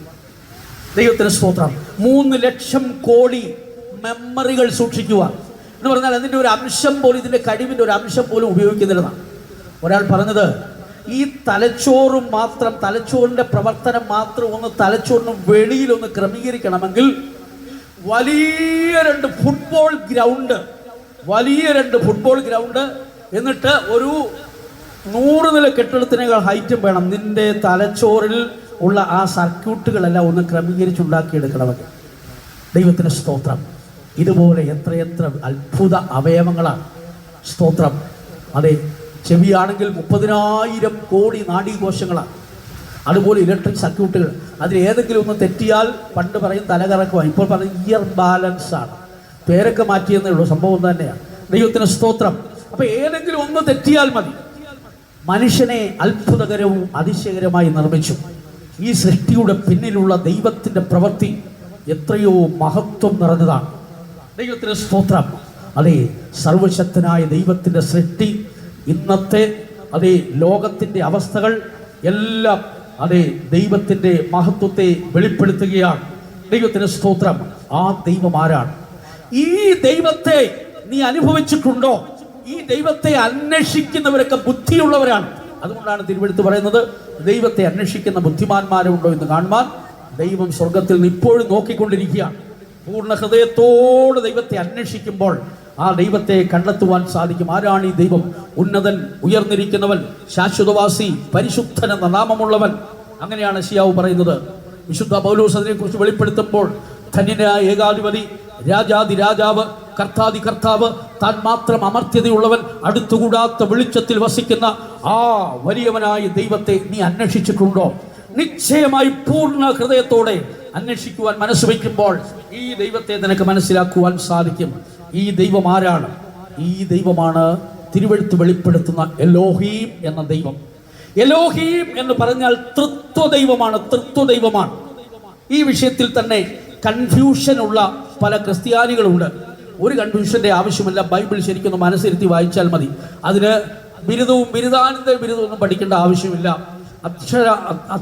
അത്യാവശ്യം അക്ഷരാഭ്യാസം ഒക്കെ ഉണ്ടെങ്കിൽ മനസ്സിരുത്തി വായിച്ചാൽ സംശയങ്ങളൊക്കെ മാറാവുന്നതേ ഉള്ളൂ. ദൈവത്തിന് സ്തോത്രം. എലോഹീം എന്ന് പറഞ്ഞാൽ ദൈവത്തിന്റെ ബഹുവചനമാണ്. ദൈവത്തിന് സ്തോത്രം. ഏൽ എന്ന് പറഞ്ഞാൽ അത് ദൈവത്തിന്റെ ഏകവചനമാണ്. എലോഹീം അത് എബ്രായ പദമാണ്. അതിന്റെ ഗ്രീക്ക് പദം തെയോസ്. ദൈവത്തിന് സ്തോത്രം. എൽ ഷദ്ദായി, സർവശക്തനായ ദൈവം. എൽ ഓലാം, നിത്യനായ ദൈവം. അഡോണായി, കർത്താവായ ദൈവം. ഈ സർവശക്തനായ ദൈവം ആരാണ്? ദൈവത്തിന് സ്തോത്രം. സകല സൃഷ്ടിയിലെയും ഉടയവനാണ്. ദൈവത്തിന് സ്തോത്രം. ഈ ദൈവത്തിന്റെ ഒരു ഭാഗമാണ് ക്രിസ്തു. ദൈവത്തിന് സ്തോത്രം. ക്രിസ്തുവിന്റെ ദൈവത്വം ഇന്നും അംഗീകരിക്കാത്ത ധാരാളം മനുഷ്യരുണ്ട്. ദൈവത്തിന് സ്തോത്രം. ക്രിസ്തുവിനെ കുറിച്ച് പല തരത്തിൽ മനസ്സിലാക്കിയ മനുഷ്യരുണ്ട്. സ്വാമി വിവേകാനന്ദൻ ഒരിക്കൽ പറഞ്ഞത്, ഞാൻ ഭൂമിയിൽ അന്നുണ്ടായിരുന്നെങ്കിൽ, കർത്താവായ യേശു ക്രിസ്തുവിന്റെ കാലത്ത് ഞാൻ ഉണ്ടായിരുന്നെങ്കിൽ, ആ പാപിനിയായ സ്ത്രീ അതേ പരിമള തൈലം ഒഴിച്ച് കർത്താവിന്റെ കാൽക്കലിരുന്ന് തന്റെ തലമുടി കൊണ്ട് തുവർത്തിയപ്പോൾ അതെ സ്വാമി വിവേകാനന്ദൻ പറഞ്ഞത്, അന്ന് ഞാനായിരുന്നെങ്കിൽ എൻ്റെ രക്തം കൊണ്ട് കർത്താവിൻ്റെ കാൽ നനയ്ക്കുമായിരുന്നു എന്നാണ്. അത്രത്തോളം ഞാൻ യേശുവിനെ സ്നേഹിച്ചിരുന്നു. മഹാത്മാഗാന്ധി അഹിംസയുടെ തത്വം കണ്ടെത്തിയത് കർത്താവായ യേശു ക്രിസ്തുവിൻ്റെ ഗിരിപ്രഭാഷണത്തിലൂടെയൊക്കെ ആയിരുന്നു. അതുപോലെ ഉന്നത മഹാത്മാക്കളൊക്കെ കർത്താവായ യേശു ക്രിസ്തുവിനെ വളരെ ശക്തമായി പ്രകീർത്തിച്ചിട്ടുണ്ടെങ്കിലും ക്രിസ്തുവിന്റെ ദൈവത്വത്തെ മനസ്സിലാക്കുവാൻ കഴിയാതെ പോയി. ഈ ലോകത്തിന്റെ ദൈവം അനേകരുടെ കണ്ണുകളെ കുരുടാക്കിക്കൊണ്ടിരിക്കുമ്പോൾ കർത്താവായ യേശു ക്രിസ്തുവിനോടുള്ള രക്ഷയുടെ പ്രവൃത്തികളെ മനസ്സിലാക്കുവാൻ കഴിയാതെ അവരന്ധരായി പോവുകയാണ്. ദൈവത്തിന് സ്തോത്രം. കർത്താവായ യേശു ക്രിസ്തു ജനിക്കുന്നതിന് ഏതാണ്ട് 700 വർഷങ്ങൾക്ക് മുൻപ് പ്രവാചകൻ എന്താ പറഞ്ഞത്? അതെ, നമുക്കൊരു ശിശു ജനിച്ചിരിക്കുന്നു, ആധിപത്യം അവന്റെ തോളിലിരിക്കും. യെശയ്യാ 9:6 വാക്യമാണ് ഞാനിപ്പോൾ പറഞ്ഞത്. സ്തോത്രം. എന്താണ് അവിടെ വെളിപ്പെടുത്തുന്നത്? അവൻ അത്ഭുത മന്ത്രി, വീരനാം ദൈവം. ക്രിസ്തു വീരനാം ദൈവമെന്ന് പ്രവാചകൻ പറയുകയാണ്. നിത്യപിതാവും വീരനാം ദൈവവുമാണ് കർത്താവ് യേശു ക്രിസ്തു. ആയതുപോലെ ഇതാ റോമാലേഖനം 9:5 വായിക്കുമ്പോൾ അവൻ സർവത്തിനും മീതെ ദൈവമെന്നാണ്, സകലത്തിനും മീതെ ദൈവമായ ക്രിസ്തു. തീത്തോസ് 2:12 വായിക്കുമ്പോൾ മഹാദൈവവും നമ്മുടെ രക്ഷിതാവുമായ യേശു ക്രിസ്തു. ഇതിൽ പരം എന്ത് തെളിവ് വേണം ക്രിസ്തുവിന്റെ ദൈവത്വത്തിന്? ദൈവത്തിന് സ്തോത്രം. ക്രിസ്തുവിന്റെ ദൈവത്വത്തെ നിഷേധിച്ചാൽ ഒരു വ്യക്തിക്ക് രക്ഷ പ്രാപിപ്പാൻ, ക്രിസ്തുവിനുള്ള രക്ഷ ലഭിക്കുവാൻ സാധിക്കില്ല. അതുകൊണ്ടാണ് അനേകരുടെ കണ്ണുകൾ ഈ ലോകത്തിന്റെ ദൈവം കുരുടാക്കിക്കൊണ്ടിരിക്കുന്നത്. 1 യോഹന്നാൻ 5:20 വാക്യം വായിക്കുമ്പോൾ അവൻ സത്യദൈവമെന്നും നിത്യജീവനെന്നും വെളിപ്പെടുത്തുകയാണ്. ദൈവത്തിന് സ്തോത്രം. അതുപോലെ യോഹന്നാന്റെ സുവിശേഷം തുടങ്ങുമ്പോൾ ഇങ്ങനെയാണ് പറയുന്നത്, വചനം ദൈവമായിരുന്നു, വചനം ദൈവത്തോടു കൂടെയായിരുന്നു, ആ വചനം ജഡമായി തീർന്നു, നമ്മുടെ ഇടയിൽ പാർത്തു. അഥവാ ദൈവമാകുന്ന വചനം ജഡമായി നമ്മുടെ ഇടയിൽ പാർത്തതാണ് കർത്താവായ യേശു ക്രിസ്തു. അതുപോലെ ക്രിസ്തു തൻ്റെ ശുശ്രൂഷയിൽ തൻ്റെ ദൈവത്വത്തെ വെളിപ്പെടുത്തുകയായിരുന്നു. മർക്കോസിന്റെ സുവിശേഷം 2-ാം അധ്യായത്തിൽ ഒരു പക്ഷപാത രോഗിയെ കർത്താവ് സൗഖ്യമാക്കുമ്പോൾ പറയുകയാണ്, 10 പക്ഷപാത രോഗിയെ 4 പേർ ചുമന്ന് യേശുവിൻ്റെ അടുക്കൽ കൊണ്ടുവരുമ്പോൾ പറയുന്നത്, നിന്റെ അനേക പാപങ്ങൾ മോചിച്ചിരിക്കുന്നു. ഉടനെ അവർ ചോദിക്കുകയാണ്, പാപങ്ങളെ മോചിക്കുന്ന ഇവനാർ? ദൈവത്തിനല്ലാതെ പാപത്തെ മോചിക്കുവാൻ ആർക്ക് സാധിക്കും? ഉടനെ കർത്താവായ യേശു ക്രിസ്തു പറയുന്നു, നിന്റെ കിടക്കെടുത്ത് നടക്ക എന്ന് പറയുന്നു. പാപങ്ങളെ മോചിക്കാൻ അധികാരമുണ്ടെന്ന് തന്റെ ശുശ്രൂഷയിലൂടെ വെളിപ്പെടുത്തുന്നു. പ്രവാചകൻ ക്രിസ്തുവിന്റെ ദൈവത്വത്തെ വ്യക്തമായി പ്രവചിക്കുന്നു. ലേഖനങ്ങളിലും സുവിശേഷങ്ങളിലും ആവർത്തിച്ചു പറയുന്നു ക്രിസ്തുവിന്റെ ദൈവത്വം. ദൈവത്തിന് സ്തോത്രം. ചിലർ പറയാറുണ്ട്, പിതാവ് തന്നെയാണ് പുത്രൻ, പുത്രൻ തന്നെയാണ് പരിശുദ്ധാത്മാവ്. ഇങ്ങനൊരു കൂട്ടരും ഇന്ന് ലോകത്തിലുണ്ട്. ദൈവത്തിന് ഇതൊക്കെ അറിവിന് വേണ്ടിയാണ് പൊതുവേദികളിൽ ഓർപ്പിക്കുന്നത്. ദൈവത്തിന് സ്തോത്രം. പിതാവ് തന്നെയാണ് പുത്രനെങ്കിൽ ഈ പുത്രൻ പ്രാർത്ഥിച്ചത് ആരോടായിരുന്നു? രാത്രി മുഴുവൻ പ്രാർത്ഥിച്ചെന്നാ പറയുന്നത്. രാത്രി മുഴുവൻ തന്നെ സംസാരിച്ചുകൊണ്ടിരുന്ന അവരെ എന്താ നമ്മൾ പേര് വിളിക്കുന്നത്? നിങ്ങൾ തന്നെ പറഞ്ഞു. ദൈവത്തിന് സ്തോത്രം. പിതാവ് തന്നെയാണ് പുത്രനെങ്കിൽ പുത്രനെ പ്രാർത്ഥിക്കേണ്ട ആവശ്യം എന്താണ്? കർത്താവായ യേശു ക്രിസ്തു സ്നാനപ്പെട്ട് വെള്ളത്തിൽ നിന്ന് കയറുമ്പോൾ, ഇവൻ എൻ്റെ പ്രിയപുത്രൻ, ഇവനിൽ ഞാൻ പ്രസാദിച്ചിരിക്കുമെന്ന് സ്വർഗത്തിലൊരു ശബ്ദം ഉണ്ടായി. എൻ്റെ പ്രിയപുത്രൻ എന്ന് പറഞ്ഞത് ആരാണ്? ദൈവത്തിന് സ്തോത്രം. ഇതാ പിതാവ്, പുത്രൻ, പരിശുദ്ധാത്മാവ്, ഈ ത്രിത്വ ദൈവം ബൈബിൾ വെളിപ്പെടുത്തുന്ന ഒരു സത്യമാണ്. ദൈവത്തിന് സ്തോത്രം. കർത്താവായ യേശു ക്രിസ്തു സ്നാനത്തെക്കുറിച്ച് പറയുമ്പോഴും അതെ, പിതാവിൻ്റെയും പുത്രൻ്റെയും പരിശുദ്ധാത്മാവിൻ്റെയും നാമത്തിൽ എന്തുകൊണ്ട് ഈ നാമം പ്രസ്താവിച്ചു? ദൈവത്തിന് സ്തോത്രം.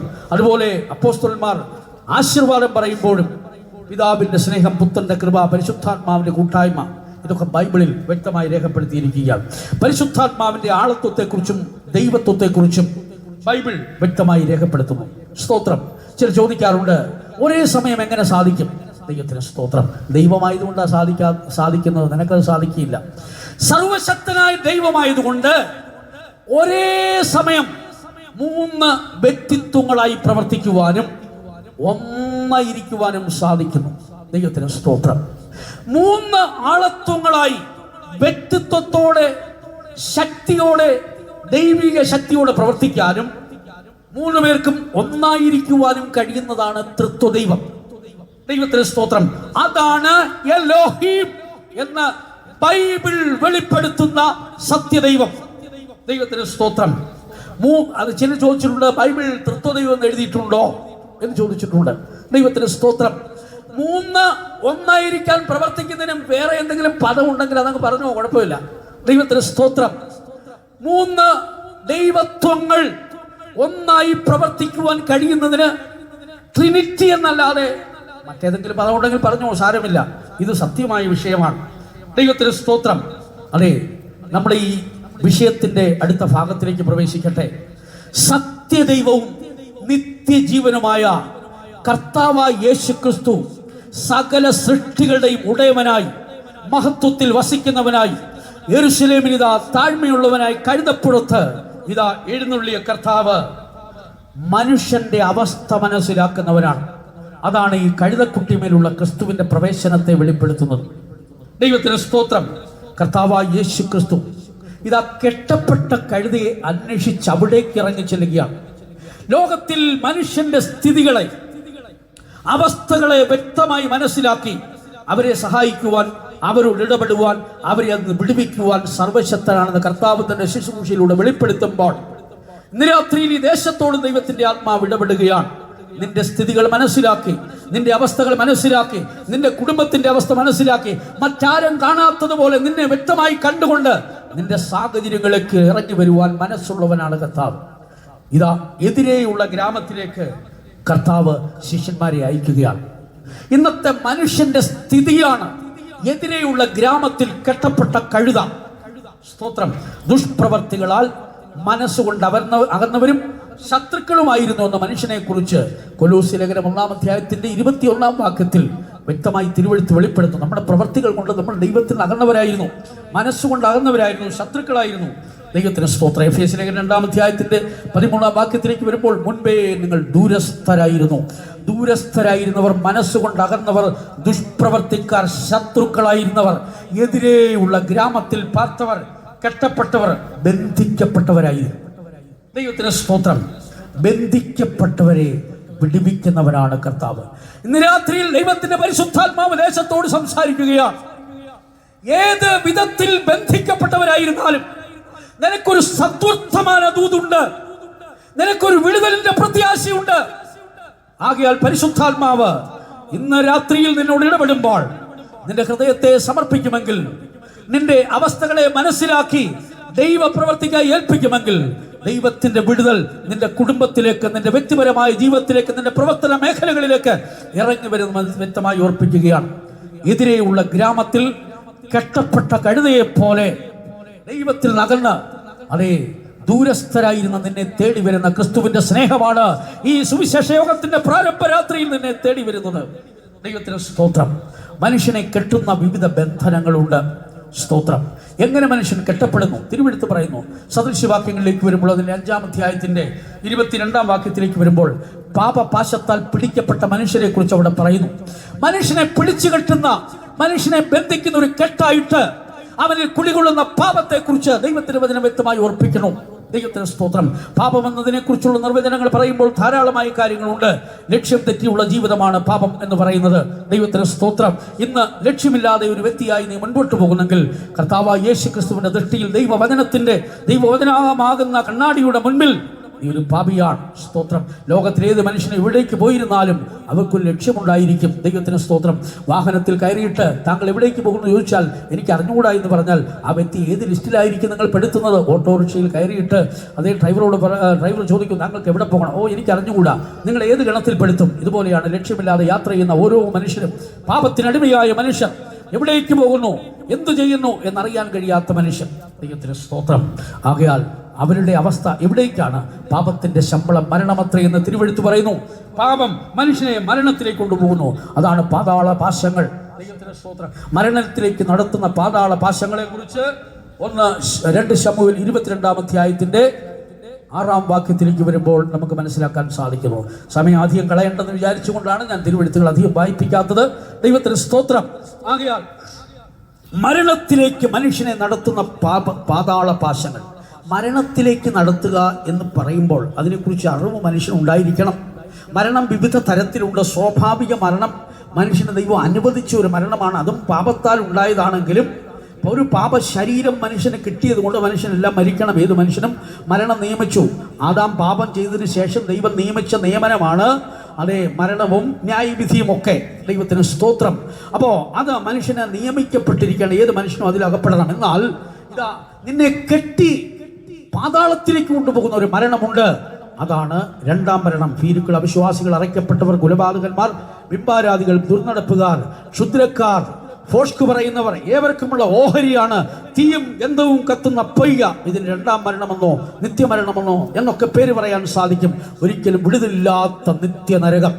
ഈ നിത്യനരകത്തിൽ നിന്ന് വിടുവിക്കപ്പെടണമെങ്കിൽ പാപത്തിൽ നിന്ന് മോചനം പ്രാപിക്കണം. പാപമോചനത്തിനു വേണ്ടി ലോകത്തിൽ വെളിപ്പെട്ടത് കർത്താവായ യേശുക്രിസ്തു മാത്രമാണ്. ലോകത്തിന്റെ പാപം ചുമന്നൊഴിക്കുന്ന ദൈവത്തിന്റെ കുഞ്ഞാടായി യോഹന്നാൻ ഇതാ യേശുവിനെ വെളിപ്പെടുത്തുമ്പോൾ ഈ ദേശത്തോട് ദൈവത്തിന്റെ ആത്മാവ് ശക്തമായി പറയുന്നു, നിന്റെ ഹൃദയത്തെ അതേ വല്ലാതെ ഭാരപ്പെടുത്തുന്ന, നിന്റെ ജീവിതത്തെ മരണത്തിലേക്ക് നയിക്കുന്ന, നിന്നെ അടിമപ്പെടുത്തുന്ന പാപത്തെ കാൽവരിയിൽ ചുമന്ന ക്രിസ്തുവിന്റെ അടുക്കലേക്ക് വരുമ്പോൾ പാപത്തിൽ നിന്ന് മോചനം പ്രാപിക്കുവാൻ സാധിക്കും. പാപം പോക്കുമ്പോൾ നിന്റെ രോഗവും അതോടെ നീക്കപ്പെടുവാനിടയായിത്തീരും. പാട്ടുകാരൻ പറയുന്നില്ലേ, പാപമവൻ പോക്കും നിന്റെ രോഗമവൻ നീക്കും. ആമേൻ. പാപമവൻ പോക്കും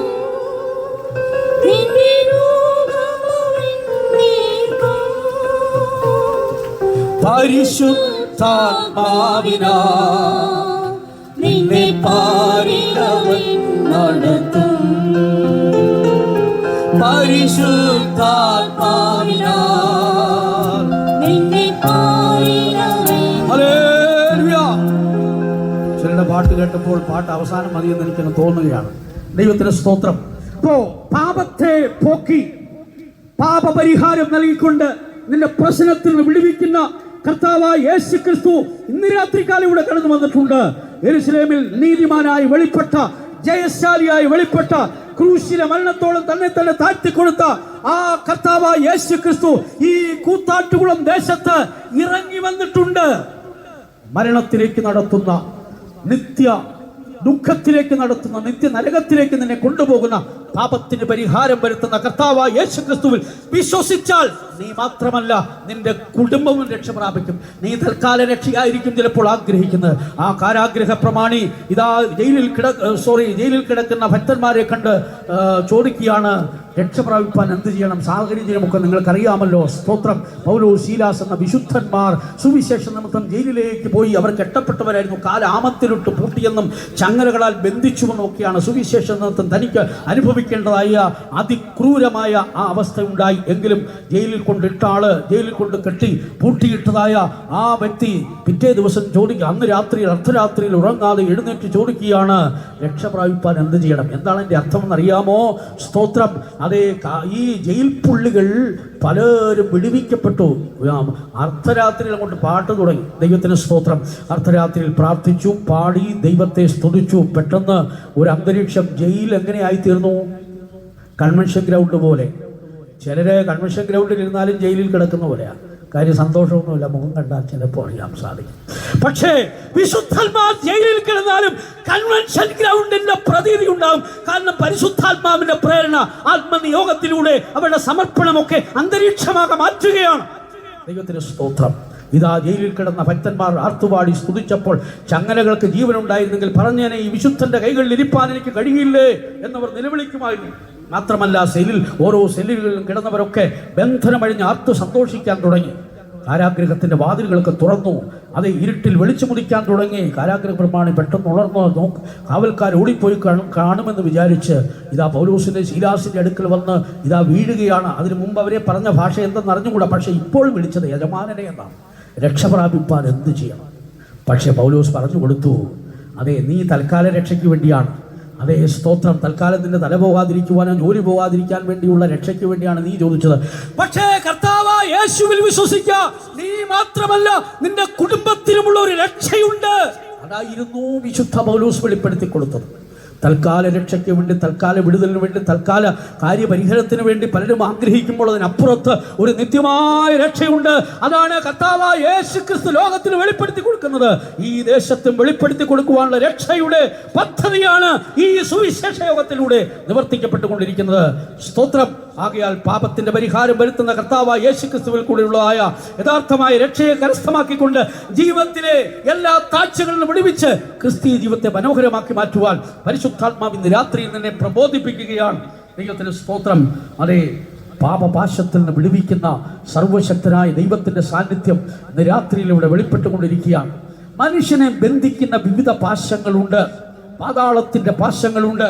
ദൈവത്തിന് സ്തോത്രം. അതുപോലെ കഷ്ടതയുടെ പാശങ്ങളുണ്ട്. ഇയ്യോബിന്റെ പുസ്തകത്തിലേക്ക് വരുമ്പോൾ 36-ാം അധ്യായത്തിന്റെ 8-ാം വാക്യത്തിലേക്ക് വരുമ്പോൾ അവിടെ രേഖപ്പെടുത്തിയിരിക്കുന്നത് കഷ്ടതയുടെ പാശങ്ങളെ കുറിച്ചാണ്. അത് വായിക്കാമോ? വേഗത്തിൽ വായിക്കാമോ? അവർ ചങ്ങലകളാൽ ബന്ധിക്കപ്പെട്ട് ചങ്ങലകളാൽ ബന്ധിക്കപ്പെട്ട കഷ്ടതയുടെ പാശങ്ങൾ. ഈ കെട്ടപ്പെട്ട കഴുതയെ പോലെ കഷ്ടങ്ങളുടെ പാശങ്ങളാൽ കെട്ടപ്പെട്ടവരാരെങ്കിലും ഇന്ന് രാത്രി ദൈവത്തിന്റെ വചനം കേൾക്കുന്നെങ്കിൽ കർത്താവായ യേശുക്രിസ്തുവിലൂടെ വിടുതലുണ്ട്. എത്ര പേര് വിശ്വസിക്കുന്നു? ഹല്ലേലൂയ. ഹല്ലേലൂയ. പോരാ, എനിക്കുള്ള കഴിവ് ശരിയാവുമായിരിക്കും. ദൈവത്തിന് സ്തോത്രം. അപ്പോ കഷ്ടതയുടെ പാശങ്ങളിൽ നിന്ന് വിടുതൽ നൽകുന്നതായ സർവശക്തനായ കർത്താവിന്റെ സാന്നിധ്യം ഈ പന്തലിൽ വ്യാപരിച്ചു കൊണ്ടിരിക്കുകയാണ്. ഞങ്ങൾ വെറുതെ ഇത് പറയുകയല്ല ദൈവ മക്കളെ, അനുഭവത്തിന്റെ അടിസ്ഥാനത്തിൽ വിടുവിക്കുന്നവനായ കർത്താവിനെ അനുഭവിച്ചറിഞ്ഞുകൊണ്ട് പറയുകയാണ്. ഇന്ന് രാത്രികാലം നിന്നെ ബാധിക്കുന്ന ഏതെങ്കിലും കെട്ടുകളുണ്ടെങ്കിൽ അതിന് വിടുവിക്കുവാൻ സർവശക്തനായ ദൈവത്തിന്റെ കരം ഇവിടെ നീട്ടപ്പെട്ടിട്ടുണ്ട്. അത് അനുഭവിച്ചുകൊണ്ട് വിടുതലോടെ കടന്നു പോകാം. നിനക്ക് പ്രാർത്ഥിക്കാൻ കഴിയുമോ? ആത്മാർത്ഥമായിട്ടൊന്ന് പ്രാർത്ഥിക്കാൻ കഴിയുമോ?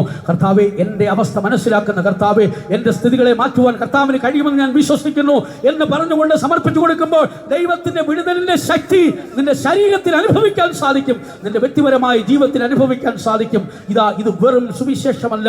സുവിശേഷത്തിൽ ഒരു ദൈവശക്തിയുണ്ട്. ക്രൂശിന്റെ വചനം രക്ഷിക്കപ്പെടുന്നവർക്ക് ദൈവശക്തിയാണെങ്കിൽ നശിച്ചു പോകുന്നവർക്ക് അത് ഭോഷത്വമാണ്. ഒരു പക്ഷേ ചിലർക്കത് ഭോഷത്വമായി തോന്നിയിരുന്നാലും ഇതിലൂടെ വ്യാപരിക്കുന്ന ഒരു ദൈവശക്തിയുണ്ട് പ്രിയരെ. അതാണ് ഈ ദേശത്തിന്മേൽ വ്യാപരിച്ചു കൊണ്ടിരിക്കുന്നത്. ഈ പന്തലിൽ വ്യാപരിച്ചു കൊണ്ടിരിക്കുന്ന സുവിശേഷത്തിന്റെ ശക്തിയാണ്. ദൈവത്തിന് സ്തോത്രം. ആകയാൽ അതെ, ആ കഷ്ടതയുടെ പാശങ്ങളിൽ അകപ്പെട്ടു പോകുന്നവരുണ്ടെങ്കിൽ നിശ്ചയമായും ദൈവം അവർക്ക് വിടുതൽ നൽകുന്നവരാണ്. ദുഷ്ടതയുടെ പാശങ്ങളുണ്ട്. മനുഷ്യനെ ദുഷ്ടന്മാരാക്കി മാറ്റുന്നു. 119-ാം സങ്കീർത്തനത്തിന്റെ 61-ാം വാക്യത്തിലേക്ക് വരുമ്പോൾ ദുഷ്ടതയുടെ പാശങ്ങൾ. നല്ലവരായ മനുഷ്യരൊക്കെ എങ്ങനെ ദുഷ്ടന്മാരായി തീർന്നു. ദൈവത്തിന് സ്തോത്രം. കയ്യീൻ ഒരു നല്ല മനുഷ്യനായിരുന്നു. ആദാമിനെ കുറിച്ച് ദൈവത്തിൻ്റെ മകനെന്ന് പറയുമ്പോൾ ആ ദൈവത്തിൻ്റെ മകൻ്റെ അവസ്ഥയൊക്കെ കാണുമ്പോൾ ദൈവത്തിന് സ്തോത്രം. എന്താണ് അവിടെ എഴുതിയിരിക്കുന്നത്? കയ്യീൻ ദുഷ്ടനിൽ നിന്നുള്ളവനായിരുന്നു. പക്ഷെ അവൻ ജനിച്ചപ്പോൾ ദുഷ്ടനായിരുന്നു. അവന്റെ ജീവിതത്തിൽ എവിടെയോ ദുഷ്ടൻ അവനിൽ പ്രവേശിച്ചു. ദുഷ്ടൻ മനുഷ്യ ഹൃദയങ്ങളെ ആവാഹിക്കുവാൻ വേണ്ടി അവസരം കാത്തിരിക്കുമ്പോൾ തിരുവെടുത്ത് പറഞ്ഞു, സകല ജാഗ്രതയോടും കൂടെ നിന്റെ ഹൃദയത്തെ കാത്തുകൊള്ളുക. സ്തോത്രം. മനുഷ്യന്റെ ഹൃദയത്തിലേക്ക് ദുഷ്ടശക്തി പ്രവേശിക്കുന്നതിന് 5 വാതിലുകളുണ്ട്. ഏതൊക്കെയാണ് 5 വാതിലുകൾ? നിന്റെ കാഴ്ചശക്തിയിലൂടെ, നിന്റെ കേൾവശക്തിയിലൂടെ, നിന്റെ നാവിലൂടെ, ദൈവത്തിന് സ്തോത്രം, നിന്റെ സ്പർശനത്തിലൂടെ, പിന്നെ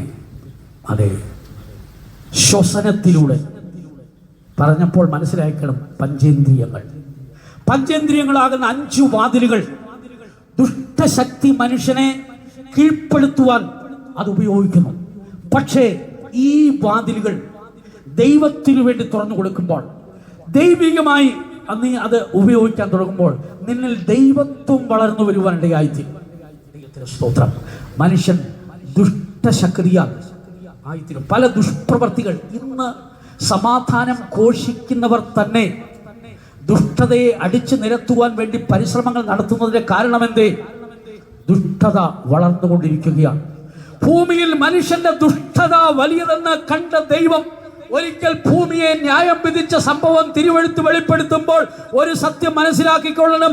ദുഷ്ടതയ്ക്കപ്പുറത്തൊരു ന്യായവിധിയുണ്ട്. ആ ന്യായവിധി നിന്ന് വിടുതൽ പ്രാപിക്കുവാൻ, ദുഷ്ടതയുടെ പാശങ്ങളിൽ നിന്ന് മനുഷ്യൻ വിടുതൽ പ്രാപിക്കണമെങ്കിൽ അവരെ വിടുവിക്കുന്ന കർത്താവ് ഇന്ന് രാത്രികാലം ഇവിടെ കടന്നു വന്നിട്ടുണ്ട്. നിനക്ക് വിടുവിക്കപ്പെടുവാൻ കഴിയാത്ത ദുഷ്ട സ്വഭാവങ്ങൾക്ക് നീ അടിമയാണെങ്കിൽ നിന്നെ വിടുവിക്കുവാൻ കർത്താവിന് കഴിയുമെന്നാണ്. ദൈവത്തിന് സ്തോത്രം. അതെ, മനുഷ്യനെ പിടിച്ചടക്കുന്ന ന്യായപ്രമാണത്തെക്കുറിച്ച് റോമാലേഖനം 7-ാം അധ്യായത്തിന്റെ 6-ാം വാക്യത്തിൽ വായിക്കുന്നുണ്ട്. സ്തോത്രം. മനുഷ്യനെ പിടിച്ചടക്കുന്ന ന്യായപ്രമാണം. ദൈവത്തിന് സ്തോത്രം. കർത്താവായ യേശുക്രിസ്തു ന്യായപ്രമാണത്തെ നിവർത്തിക്കുമ്പോൾ കൃപയുടെ പ്രമാണത്തിലൂടെ അനേകരെ ക്രിസ്തുവിലേക്ക് നടത്തി, അഥവാ അവനെ ദൈവരാജ്യത്തിലായി ഒരുക്കുകയാണ്. ദൈവത്തിന് സ്തോത്രം. ന്യായപ്രമാണം എന്തായിരുന്നു? നമ്മെ പിടിച്ചടക്കിയിരുന്ന ന്യായപ്രമാണം. ഈ ന്യായപ്രമാണം ക്രിസ്തുവിന്റെ അടുക്കിലേക്ക് നടത്തുന്ന ശിശുപാലകൻ മാത്രമായിരുന്നു എന്ന് ഗലാത്യലേഖനം വ്യക്തമായി ഓർപ്പിക്കുകയാണ്. ദൈവത്തിന് സ്തോത്രം. ക്രിസ്തുവിന്റെ അടുക്കിലേക്ക് വന്നു കഴിയുമ്പോൾ പിന്നെ ക്രിസ്തുവിന്റെ പ്രമാണത്തിനാണ് പ്രാധാന്യം. ക്രിസ്തുവിന്റെ ഉപദേശങ്ങളിലൂടെ നാം വളരണം. ദൈവത്തിന് സ്തോത്രം. ഞാൻ വിശദീകരണത്തിലേക്ക് പോയാൽ മറ്റു ചില കാര്യങ്ങൾ ചിന്തിക്കാൻ കഴിയാതെ പോകുമല്ലോ. ദൈവത്തിന് സ്തോത്രം. ആകയാൽ ഈ തുടർന്നുള്ള ദിവസങ്ങളിൽ അധിക സത്യങ്ങൾ നിങ്ങൾക്ക് കേൾക്കുവാനിടയായിത്തീരും. ദൈവത്തിന് സ്തോത്രം. ആകയാൽ മനുഷ്യനെ പിടിച്ചടക്കുന്ന ന്യായപ്രമാണത്തിന്റെ ശക്തികളുണ്ട്. അതിൽ നിന്ന് മനുഷ്യൻ വിടുവിക്കണം. ദൈവത്തിന് സ്തോത്രം. തിരുവെഴുത്തിലൂടെ സത്യങ്ങൾ വെളിപ്പെടുത്തുകയാണ്. സഭാപിതാക്കന്മാർ പോലും ഇപ്പോൾ പല തിരുത്തലുകൾ നടത്തേണ്ടതിന് കാരണം, സ്തോത്രം, ക്രിസ്തുവിനെ മനസ്സിലാക്കിയെങ്കിലും മനസ്സിലാക്കേണ്ടതുപോലെ മനസ്സിലാക്കാൻ കഴിയാതെ. കാരണം എന്ത്? പരിശുദ്ധാത്മാവിന്റെ സഹായമില്ലാതെ തിരുവെഴുത്തുകളെ പഠിക്കുമ്പോൾ പല തിരുത്തുകളും വരുത്തേണ്ടി വരുന്നു. എന്നിട്ടും തീർന്നില്ല പ്രിയരെ. ദൈവത്തിന് സ്തോത്രം. മനുഷ്യനെ വഞ്ചിക്കുന്ന മറ്റൊന്നാണ് വ്യാജ പാശങ്ങൾ.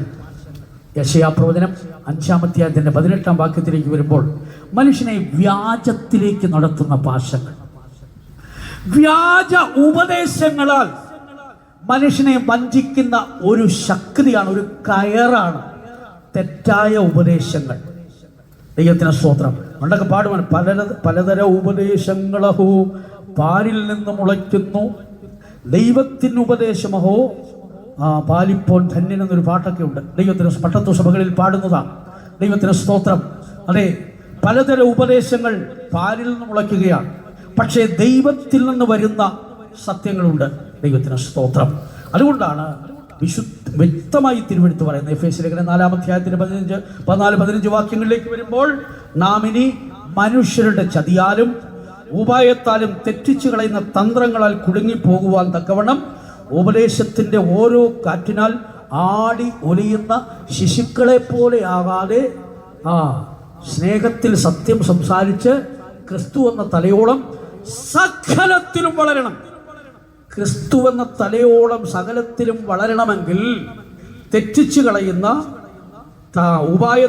മനുഷ്യന്റെ ചതിയാലും തെറ്റിച്ചു കളയുന്ന ഉപായത്താലും അഥവാ തന്ത്രങ്ങളിൽ കുടുങ്ങി പല ഉപദേശങ്ങളാൽ ആടി ഉലയുന്ന ശിശുക്കളെ പോലെ ആയിത്തീരരുത്. ഇങ്ങനെയുള്ള ഉപദേശങ്ങൾ, ദൈവത്തിന് സ്തോത്രം. ഇതാ ഈ കഴുതക്കുട്ടിയുമായി കർത്താവ് പോകുന്നത് എവിടേക്കാണ്? ദൈവത്തിന് സ്തോത്രം. യെരൂശലേമിലേക്കുള്ള യാത്രയാണ്.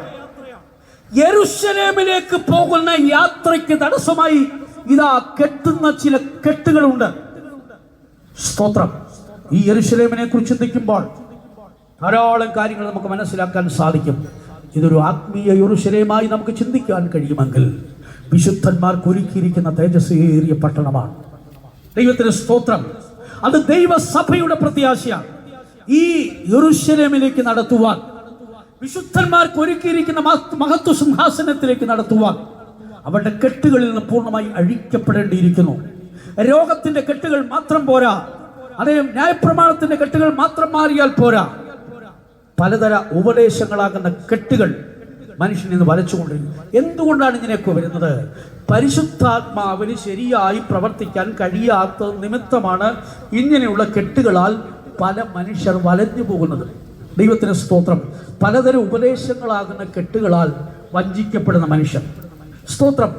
ദൈവത്തിൻ്റെ സത്യസഭ പരിശുദ്ധാത്മാവിനാൽ സ്ഥാപിക്കപ്പെട്ടതാണ്. ദൈവമക്കളെ, യെരൂശലേമിൽ യേശുവിൻ്റെ അമ്മ മറിയ ഉൾപ്പെടെ 120 പേർ കാത്തിരുന്നപ്പോൾ പരിശുദ്ധാത്മാവിൻ്റെ ശക്തി അവിടെ ഇറങ്ങി വന്നപ്പോൾ ഓരോരുത്തരും അന്യഭാഷ പറയാൻ തുടങ്ങി.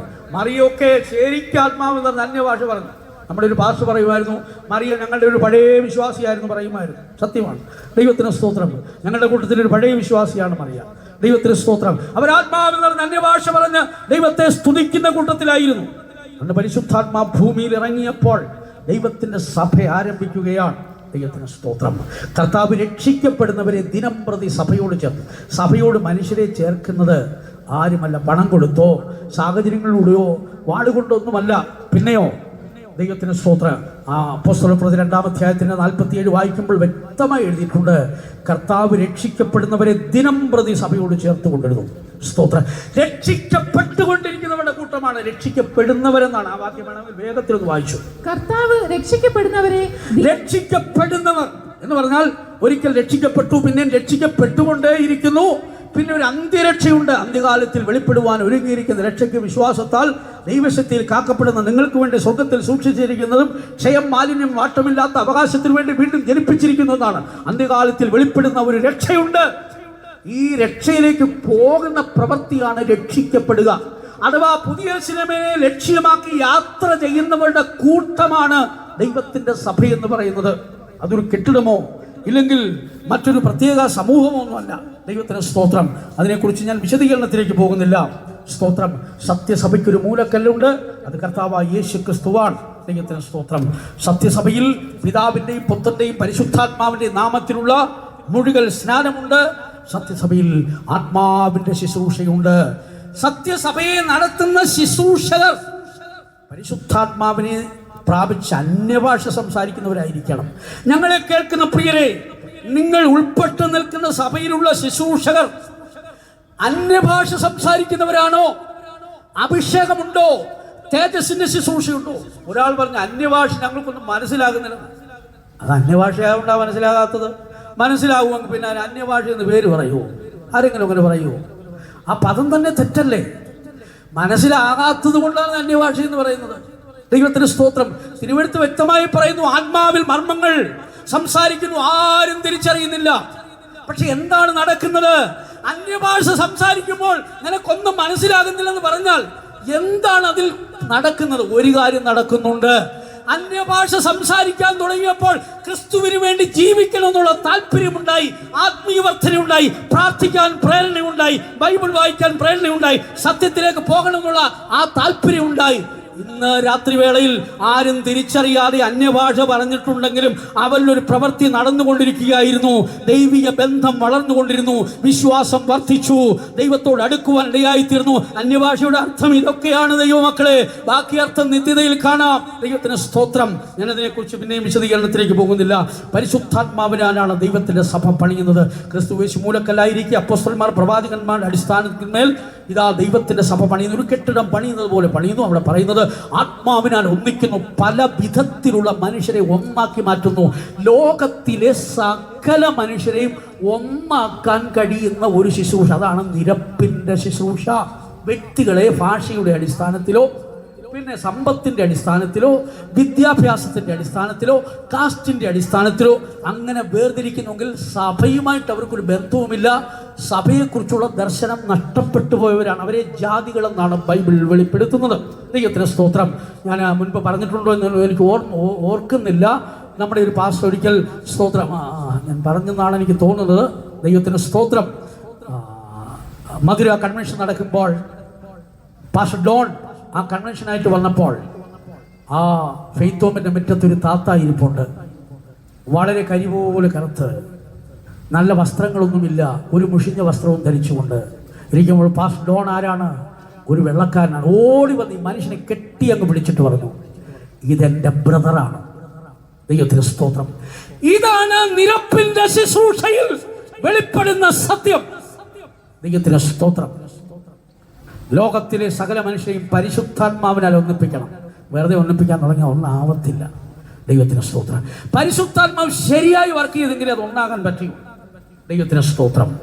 സഭയിൽ അടിസ്ഥാന ഉപദേശങ്ങളുണ്ട്, പ്രതിഷ്ഠിത ശുശ്രൂഷയുണ്ട്, വിശ്വാസ ജീവിതമുണ്ട്, ധാരാളം കാര്യങ്ങളുണ്ട്.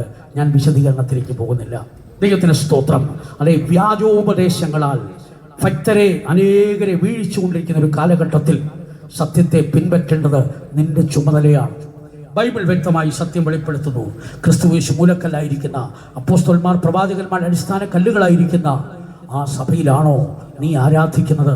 സ്തോത്രം. അവിടെ യഥാർത്ഥമായ ഗുരുകൾ സ്നാനമുണ്ടോ? അന്യഭാഷയിൽ ആരാധിക്കുന്ന അനുഭവമുണ്ടോ? ദൈവത്തിന് സ്തോത്രം. അതെ, ഇങ്ങനെയുള്ള അനുഭവത്തിലൂടെ വളരുവാനിടയായിത്തീരണം. തെറ്റായ കാര്യങ്ങളിലൂടെ മനുഷ്യനെ വളർത്തുന്നു, തെറ്റായ കാര്യങ്ങൾ പ്രചരിപ്പിക്കാൻ നോക്കുന്നു, സത്യത്തെ തെറ്റായി വിമർശിക്കാൻ പരിശ്രമിക്കുന്ന ദുരുപദേഷ്ടാക്കന്മാരുടെ എണ്ണവും ഇക്കാലങ്ങളിൽ കൂടിക്കൊണ്ടിരിക്കുകയാണ്. ദൈവത്തിന് സ്തോത്രം.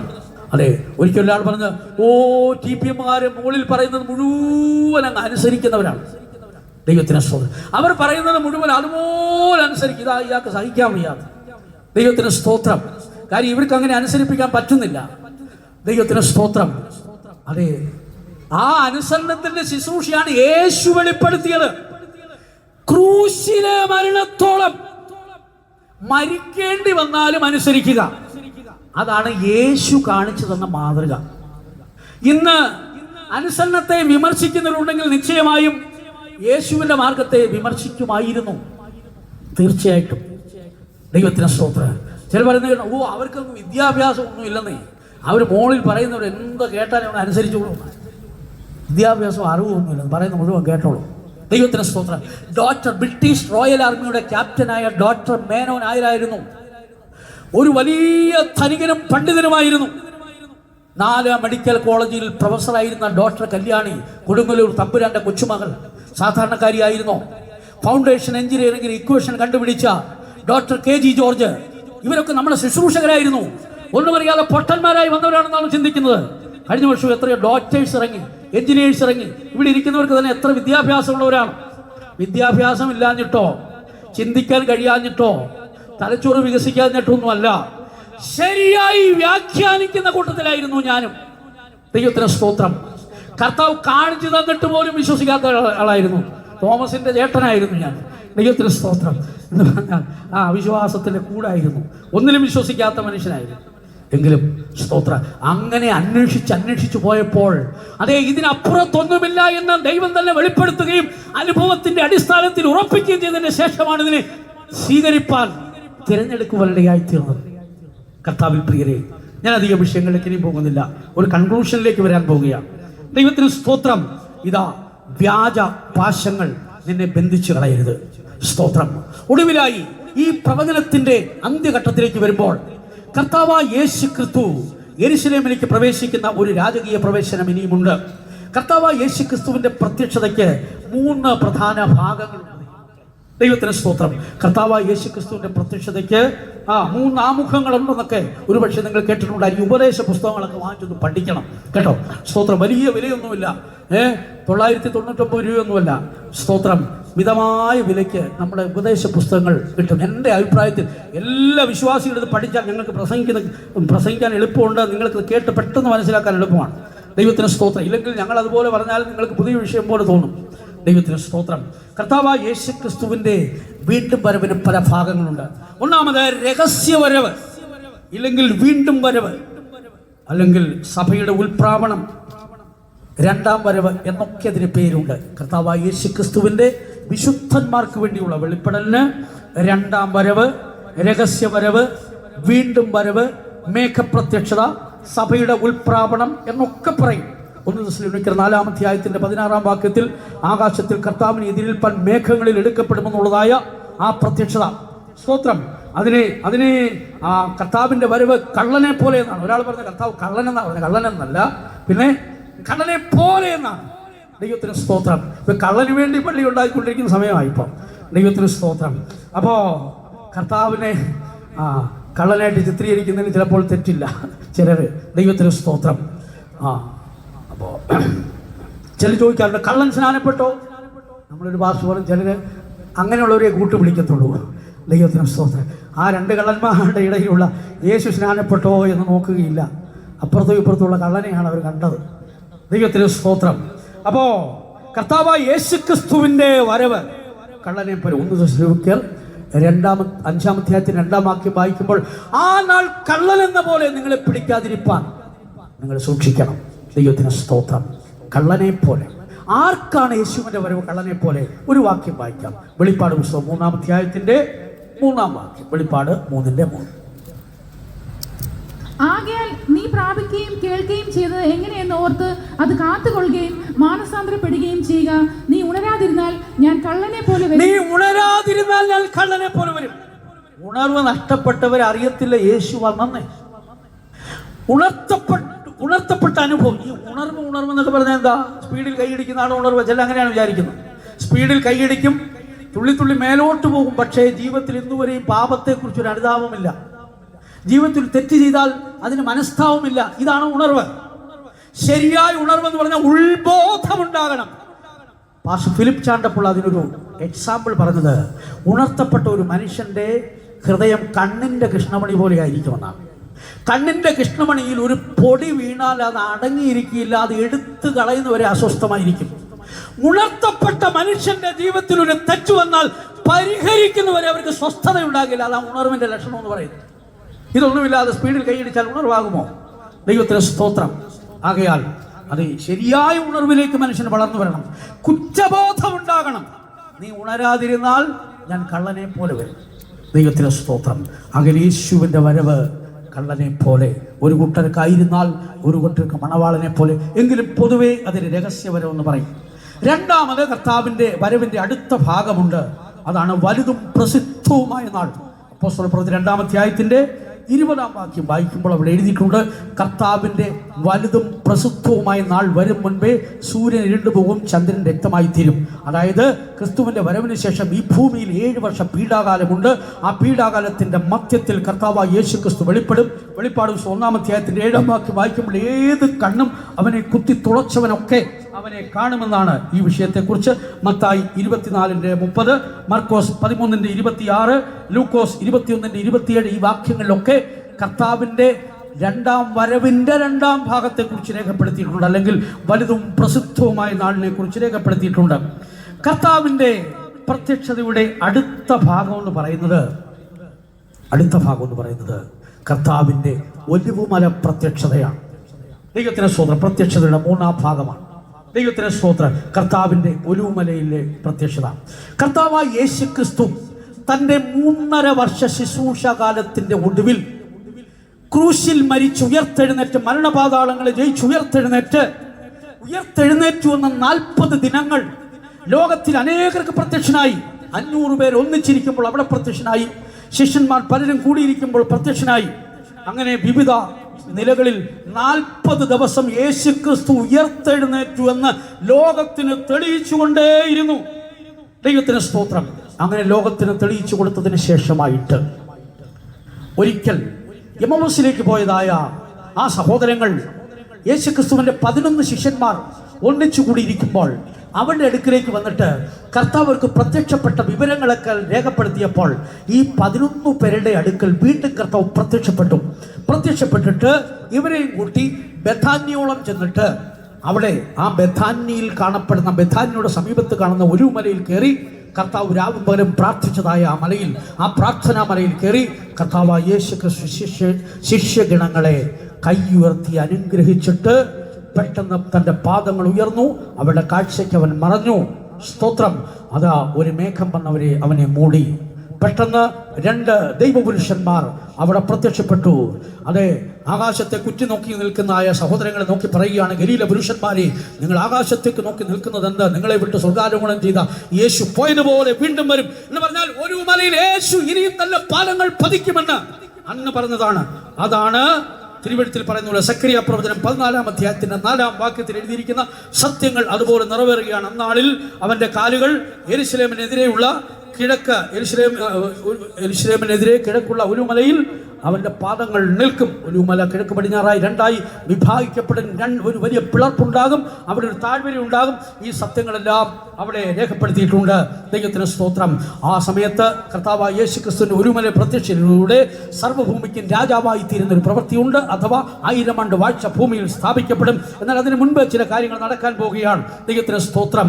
കർത്താവായ യേശുക്രിസ്തു ഇതാ ദൈവാലയം വിട്ട് പോകുമ്പോൾ ശിഷ്യന്മാരുടെ അടുക്കൽ വന്നിട്ട് യെരുശലേമിൽ പണി കഴിപ്പിച്ചിട്ട് 46 വർഷത്തിലധികമായി അഥവാ BC 27 കാലഘട്ടങ്ങളിൽ ഹെരോദാവിന്റെ കാലത്ത് ഇസ്രായേലിനുള്ള പ്രതിപത്തിക്കായിട്ട് നിർമ്മിച്ചൊരു വലിയ ആലയമുണ്ടായിരുന്നു. സ്തോത്രം. വെള്ള മാർബിൾ കല്ലുകൊണ്ട്, അതേ ഇതാ താജ്മഹലിനെ പോലെ അന്നത്തെ കാലത്തെ ലോക അത്ഭുതങ്ങളിൽ ഒന്നായിരുന്നു ഹെരോദാവിന്റെ ദേവാലയങ്ങൾ. രത്നങ്ങൾ സ്വർണ്ണങ്ങളൊക്കെ വെട്ടി പതിപ്പിച്ച മനോഹരമായ ആ ആലയം ഇസ്രായേലിന്റെ അഭിമാനമായിരുന്നു. യെരുശലേമിൽ യേശുവിനെയും കൊണ്ട് നിർത്തിയിട്ട് ഈ ആലയത്തെ നോക്കി അതിന്റെ പണികളെ കുറിച്ചൊക്കെ വിവരിക്കുമ്പോൾ കർത്താവായ യേശുക്രിസ്തു പറഞ്ഞു, കല്ലിൽ മേൽ കല്ല് ശേഷിക്കാതെ ഇത് ഇടിഞ്ഞു പോകുന്ന കാലം വരാൻ പോകുന്നു. കർത്താവ് ഇത് പറഞ്ഞ് 40 വർഷങ്ങൾക്ക് അപ്പുറത്ത് ഇതാ ജൂലിയൻ യെരുശലേമിനെ റോമൻ ചക്രവർത്തിയായി തീരുമ്പോൾ തൻ്റെ മകനായ ടൈറ്റസ് യെരുശലേമിനെ നിരോധിക്കുകയും യെരുശലേമിൻ്റെ അതേ ചുറ്റുമുള്ള 8 വാതിലുകൾ ബന്ധിക്കുകയും ചെയ്തു. അതിനെ തടയുവാൻ വന്ന ഇസ്രായേലിനെയൊക്കെ വെട്ടിക്കൊല്ലുകയും വലിയ കൊലപാതകം അവിടെ നടക്കുവാനിടയായിത്തീർന്നു. വലിയ കലാപം അവിടെ നടക്കുവാനിടയായിത്തീർന്നു. അതിനുശേഷമായി 7 വാതിലുകളും തകർത്തു. എന്നാൽ ഒടുവിൽ തകർക്കുവാൻ പറ്റാത്ത ഒരു ഗേറ്റ് ഉണ്ടായിരുന്നു. അതാണ് യെരുശലേമിന്റെ ഈസ്റ്റേൺ ഗേറ്റ്, ഗോൾഡൻ ഗേറ്റ് എന്ന് പറയുന്ന ഗേറ്റ്. ദൈവത്തിന് സ്തോത്രം. അങ്ങനെ 1-ാം നൂറ്റാണ്ടിൽ AD 70 കാലഘട്ടങ്ങളിൽ യെരുശലേമിന്റെ എല്ലാ ഭാഗങ്ങളും തകർക്കപ്പെട്ടുവെങ്കിലും ആലയം പൂർണ്ണമായി നശിപ്പിക്കപ്പെട്ടുവെങ്കിലും യെരുശലേമിന്റെ കിഴക്കേ ഗേറ്റ് അത് തകർക്കപ്പെടുവാൻ ഇടയായിത്തീരുന്നില്ല. പ്രവചനം നിവർത്തിക്കപ്പെടുവാൻ വേണ്ടി, ദൈവത്തിന്റെ സത്യങ്ങൾ അതുപോലെ നിറവേറുവാൻ വേണ്ടി അത് ശേഷിക്കുകയായിരുന്നു. പിൽക്കാലത്ത് ഹാദിരിയൻ സീസന്റെ കാലത്ത് AD 35 കാലഘട്ടങ്ങളിൽ ഇസ്രായേൽ മക്കൾ ലോകത്തിന്റെ വിവിധ ഭാഗങ്ങളിലേക്ക് ചിതറിപ്പോയി. 110 രാഷ്ട്രങ്ങളിലേക്ക് ലോകത്തിൽ അത് ഇസ്രായേൽ മക്കൾ ചിതറിപ്പോയി. പല ഭാഗങ്ങളിലേക്ക് പോയി. കേരളത്തിലും വന്ന് പല ഭാഗങ്ങളിൽ അവർ പാർത്തു. ദൈവത്തിന് സ്തോത്രം. ഒടുവിലായി അവർക്ക് ഇതാ യെരുശലേമിൽ പ്രവേശിക്കുവാനുള്ള പ്രവേശനമൊക്കെ വിളംബരത്തിലൂടെ നടന്നു. അതിൻ്റെ ഇടയിലായിട്ട് തുർക്കികൾ യെരുശലേമിന്റെ ഭരണം ഏറ്റെടുക്കുവാനിടയായിത്തീർന്നു. ഏതാണ്ട് AD 540 കാലഘട്ടങ്ങളിലാണ് സ്തോത്രം സുലൈമാൻ എന്നതായ ഒരു മനുഷ്യൻ ഇതാ തുർക്കിയുടെ ഭരണാധികാരിയായിരിക്കുമ്പോൾ ദൈവത്തിന് സ്തോത്രം താന് ഈ മതിലിനെ, ഈ ഗേറ്റിനെ പുതുക്കി പണയുവാനിടയായിത്തീർന്നു. ദൈവത്തിന് സ്തോത്രം. സുലൈമാൻ ദ മാഗ്നിഫിസന്റ് എന്ന് പറയുന്ന ആ മനുഷ്യനാണ് ഈ യെരുശലേമിന്റെ ഈസ്റ്റേൺ ഗേറ്റ് അല്ലെങ്കിൽ ഗോൾഡൻ ഗേറ്റിനെ അല്ലെങ്കിൽ കിഴക്കേ വാതിലിനെ പുതുക്കി പണിയുമ്പോൾ അന്ന് ഇസ്രായേലിന് കേട്ട ഒരു ശബ്ദമുണ്ടായിരുന്നു. ഈ കിഴക്കേ വാതിലിലൂടെ ഇസ്രായേലിന്റെ രാജാവായി കർത്താവായ യേശുക്രിസ്തു ഞങ്ങളുടെ രക്ഷിതാവായി വെളിപ്പെടുമെന്ന് കേട്ടുകൊണ്ട് അന്ന് ഈ സുലൈമാൻ ഈ കിഴക്കേ വാതിലിനെ എത്രത്തോളം ബന്ധവസ്ഥാക്കാൻ സാധിക്കുമോ ആ വിധത്തിൽ ബന്ധവസ്ഥായി ഏതാണ്ട് 15 അടിയോളം കനത്തിൽ സിമെന്റ് കൊണ്ട് ശരിക്കും ഉറപ്പിച്ച് ആരും അതിലൂടെ പ്രവേശിക്കുമെന്ന് വിചാരിച്ചുകൊണ്ട് ഇസ്ലാമിൻ്റെ വലിയൊരു ശവക്കോട്ട അവിടെ നിർമ്മിച്ചു. യഹൂദൻ ശവക്കോട്ട കടന്ന് അത് അശുദ്ധമാണെന്ന് വിചാരിച്ച് ഈ രാജകീയ പ്രവേശനം നടത്തുകയില്ല എന്ന് പറഞ്ഞുകൊണ്ട് അവിടെ ശവക്കോട്ട കൊണ്ട് നിറച്ച് ഡെഡ് ബോഡി അടക്കുന്ന സ്ഥലങ്ങളാക്കി മാറ്റി ചുറ്റും വലിയ ഫെൻസിങ് ഉണ്ടാക്കി. സ്തോത്രം, ഇന്നും ആ സ്ഥലം അങ്ങനെ കിടക്കുകയാണ്. ദൈവത്തിന് സ്തോത്രം. എങ്കിലും ആർക്കിയോളജിസ്റ്റുകൾ അതിൻ്റെ അടിയിൽ ഒരു വാതിൽ തുറക്കപ്പെട്ടതായി കണ്ടെത്തുവാനിടയായി തീർന്നു. സ്തോത്രം. അതിനെക്കുറിച്ചല്ല ഞാൻ വിശദീകരിക്കുന്നത്. അതേ, അടയ്ക്കപ്പെട്ട വാതിൽ, ആർക്കും തുറക്കുവാൻ കഴിയാതെ അടയ്ക്കപ്പെട്ട വാതിൽ. ദൈവത്തിന് സ്തോത്രം. ജനറൽ അലൻബി അതേ കഴിഞ്ഞ നൂറ്റാണ്ടിൽ അവിടെ പ്രവേശിക്കുമ്പോൾ അതിൻ്റെ താക്കോൽ തനിക്ക് കിട്ടിയെന്നും അത് മുകളിലേക്ക് വലിച്ചെറിഞ്ഞുമെന്നും ആരും കണ്ടിട്ടില്ലെന്നും ഒക്കെ ഒരു കാര്യം ഞാൻ കേട്ടിട്ടുണ്ട്. അതിനെക്കുറിച്ച് ഞാൻ വിശദീകരിക്കുകയല്ല. ഒരു കാര്യം ഉറപ്പിച്ചു പറയുകയാണ്, ആ ഗേറ്റ് ഇതുവരെയും ആർക്കും തുറക്കാൻ സാധിച്ചില്ല, കൂട്ടി അടയ്ക്കപ്പെട്ടിരിക്കുന്നു. കാരണം എന്തെന്നറിയാമോ? അതേ, യെഹെസ്കേൽ പ്രവചനം വ്യക്തമായി രേഖപ്പെടുത്തിയിട്ടുണ്ട്. 44-ാം അധ്യായത്തിൻ്റെ 1-2 വാക്യങ്ങളിൽ, അനന്തരം വിശുദ്ധ മന്ദിരത്തിന് കിഴക്കോട്ടുള്ള ദർശനത്തിൽ പുറത്തെ കവാടത്തിലേക്ക്, ഗോപുരത്തിലേക്ക് അവനെന്നെ മടക്കി കൊണ്ടുവന്നു. എന്നിട്ട് എന്താണ് ചെയ്തിരിക്കുന്നത്? ആ 2-ാം വാക്യം ഒന്ന് വായിക്കാമോ? വേഗത്തിൽ വായിക്കാമോ? അപ്പോൾ യഹോവ എന്നോട് അരുളി ചെയ്തത്, ഈ ഗോപുരം തുറക്കാതെ അടച്ചിരിക്കണം. ഈ ഗോപുരം തുറക്കാതെ അടച്ചിരിക്കണം. ആരും അതിൽ കൂടി കടക്കരുത്. ആരും അതിലൂടെ കടക്കരുത്. മശിഹ പ്രവേശിക്കുവാൻ വേണ്ടി, മശിഹായുടെ പ്രവേശനത്തിനു വേണ്ടി യെരൂശലേമിന്റെ ഗോൾഡൻ ഗേറ്റ് ഇപ്പോഴും അടയ്ക്കപ്പെട്ടിരിക്കുന്നു. എങ്കിലും നമുക്ക് ദൈവത്തിന്റെ വചനത്തിന്റെ അടിസ്ഥാനത്തിൽ വ്യക്തമായി പറയാൻ ഇടയായി തീരും. ആ ഗേറ്റ് എത്രയും വേഗം തുറക്കപ്പെടാൻ പോകുകയാണ്. മശിഹ യെരൂശലേമിലെ സുവർണ്ണ ഗേറ്റിലൂടെ ഇതാ വെളിപ്പെട്ട് ഒലുമലയിൽ പ്രത്യക്ഷനാകുന്ന കർത്താവ് 1000 വിശുദ്ധന്മാരുടെ അകമ്പടിയോടുകൂടെ അന്ന് യെരൂശലേമിൽ അതേ വൻ ജനാവലി ദാവീദ് പുത്രന് ഹോശന്ന പാടിയതിന്റെ അപ്പുറത്ത് യഥാർത്ഥ രാജാവായി, അതേ ജയാളിയായി ഇനി യെരൂശലേം കവാടത്തിലൂടെ വെളിപ്പെടാൻ പോകുന്നു. ഇസ്രായേൽ തന്റെ രക്ഷയ്ക്ക് വേണ്ടി ഇതാ ഇന്നും കാത്തിരിക്കുകയാണ്. അന്ന് ഇസ്രായേൽ പൂർണ്ണമായി കർത്താവിനെ ഏറ്റെടുക്കുകയും അവനെ അംഗീകരിക്കുകയും ചെയ്തുകൊണ്ട് കർത്താവ് യേശുക്രിസ്തു ലോകത്തിന്റെയും ഭരണാധികാരിയായി തീരുന്നു. യേശു അന്ന് വരുമ്പോൾ ദാവീദ് ആത്മാവിൽ പാടിയ സത്യം നിവർത്തിക്കാൻ പോവുകയാണ്. ദാവീദ് എന്താണ് ആത്മാവിൽ പാടിയത്? 24-ാം സങ്കീർത്തനം 7-ാം വാക്യത്തിൽ, പണ്ടേയുള്ള വാതിലുകളെ ഉയർന്നിരിപ്പീൻ, പണ്ടേയുള്ള കഥകളെ ഉയർന്നിരിപ്പീൻ, മഹത്വത്തിന്റെ രാജാവ് പ്രവേശിക്കട്ടെ. മഹത്വത്തിന്റെ രാജാവ് ആര്? ബലവാനും വീരനുമായ യഹോവ. ബലവാനും വീരനുമായ യഹോവ മഹത്വത്തിന്റെ രാജാവായി യെരൂശലേമിൽ പ്രവേശിക്കുവാൻ കാലമായി പ്രിയരെ. എന്നാൽ അതിനു മുൻപ് മറ്റു ചില സംഭവങ്ങൾ നടക്കാൻ പോകുകയാണ്. കർത്താവിന്റെ തിരുസഭ ഈ ഭൂമിയിൽ നിന്ന് മാറ്റപ്പെടണം. അതിനുവേണ്ടിയാണ് നാം കാത്തിരിക്കുന്നത്. ഒരു എതിർ ക്രിസ്തുവിനെ സ്വീകരിക്കുവാൻ ലോകം കാത്തിരിക്കുമ്പോൾ കർത്താവിന്റെ മണവാട്ടിയായി ക്രിസ്തുവിനെ സ്വീകരിപ്പാൻ വലിയൊരു കൂട്ടം ഒരുങ്ങിക്കൊണ്ടിരിക്കുകയാണ്. ആ കൂട്ടത്തിൽ കാണപ്പെടുവാൻ എത്ര പേർ ആഗ്രഹിക്കുന്നു? അവരെയാണ് ദൈവത്തിന്റെ പരിശുദ്ധാത്മാവ് ഒരുക്കിക്കൊണ്ടിരിക്കുന്നത്. അവരെയാണ് ദൈവം വിടുവിക്കുന്നത്. ഇന്ന് രാത്രികാലം ഒരിക്കൽ കൂടി ആവർത്തിച്ചു പറയുകയാണ്, യേശുവിന് ആവശ്യമുള്ളവർ ഇന്ന് രാത്രികാലം ഇവിടെ കടന്നു വന്നിട്ടുണ്ട്. ഞങ്ങളുടെ ശബ്ദം കേൾക്കുന്ന യേശുവിന് ആവശ്യമുള്ള ഒരു കൂട്ടർ ഇവിടെ ഉണ്ട്. അവർ ഏത് ബന്ധനത്തിലായിരുന്നാലും അവർക്ക് വിടുതലുണ്ട്. എന്തിനു വേണ്ടിയാണ് അവരെ വിടുവിക്കുന്നത്? അതേ, അക്ഷരീയ യെരൂശലേമിലേക്കല്ല, അക്ഷരീയ യെരൂശലേമിന് വേണ്ടി ഇസ്രായേൽ കാത്തിരിക്കുമ്പോൾ ഒരു സ്വർഗീയ യെരൂശലേമുണ്ട്, പുതിയ യെരൂശലേം സിയോനുണ്ട്. അതിനുവേണ്ടി കാത്തിരിക്കുന്ന ഒരു കൂട്ടം വിശുദ്ധന്മാരുണ്ട്. ഞങ്ങൾ പ്രസംഗിക്കുന്ന പ്രസംഗം ഒരിക്കലും ഒരു മിഥ്യയല്ല, ഒരു ഊഹാമോഹത്തിൽ കൂടെ ഏതോ സ്വപ്നം കണ്ട് ഇറങ്ങി പുറപ്പെട്ടവരല്ല. വിശുദ്ധ പൗലോസ് പറയുന്നു, ഞാൻ നിശ്ചയമില്ലാത്തവണ്ണമല്ല ഓടുന്നത്, ആകാശത്തെ കുത്തുന്ന പോലെ ഞങ്ങൾ മുഷ്ടിയുദ്ധം ചെയ്യുകയല്ല പ്രിയരെ. നാം കാത്തിരിക്കുന്ന കർത്താവ് എത്രയും വേഗം തന്നെ സഭയ്ക്ക് വേണ്ടി വെളിപ്പെടാൻ പോകുന്നു. കാൽവരി ക്രൂശിൽ അവസാന രക്തം ഒഴുക്കിയ കർത്താവ്, കഴിഞ്ഞ നാളുകളിൽ പല സാഹചര്യങ്ങളിൽ നമ്മെ വിടുവിച്ച കർത്താവ് തന്റെ വിശുദ്ധ സഭയെ ചേർക്കുവാൻ വെളിപ്പെടാൻ പോകുന്നു. കർത്താവ് പറഞ്ഞു, ഞാൻ പിന്നെയും വരും, ഞാൻ പിന്നെയും വരും, നിങ്ങളെ എന്റെ അടുക്കൽ ചേർക്കും. എത്ര പേർ കർത്താവിന്റെ വാഗ്ദത്തങ്ങളിൽ വിശ്വസിക്കുന്നു? കർത്താവ് മുൻനിരച്ച വാക്കുകൾ നിവർത്തിപ്പിക്കപ്പെടുവാൻ സമയമായി പ്രിയരെ.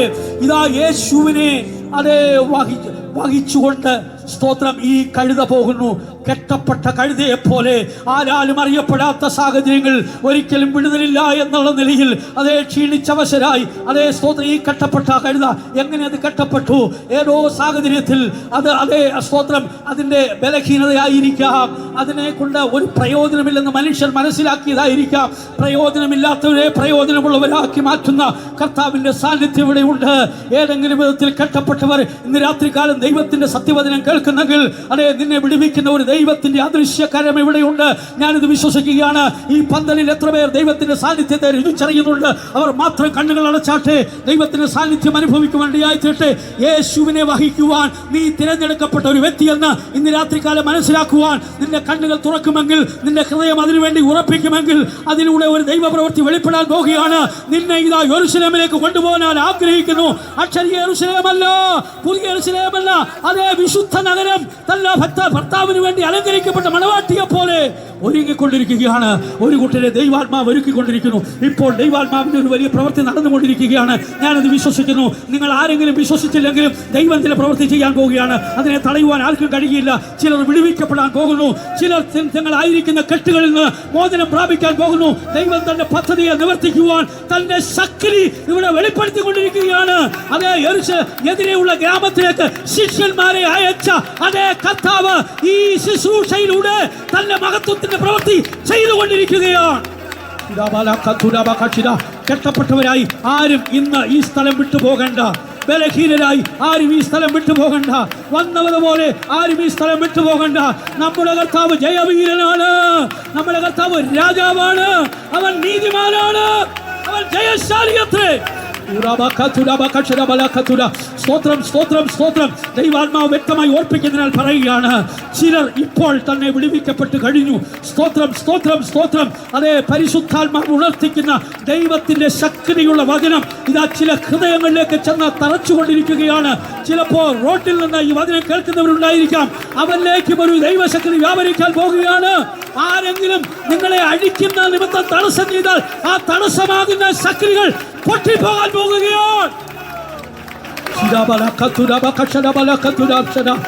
Hallelujah, hallelujah, hallelujah, hallelujah. Amen, amen, amen.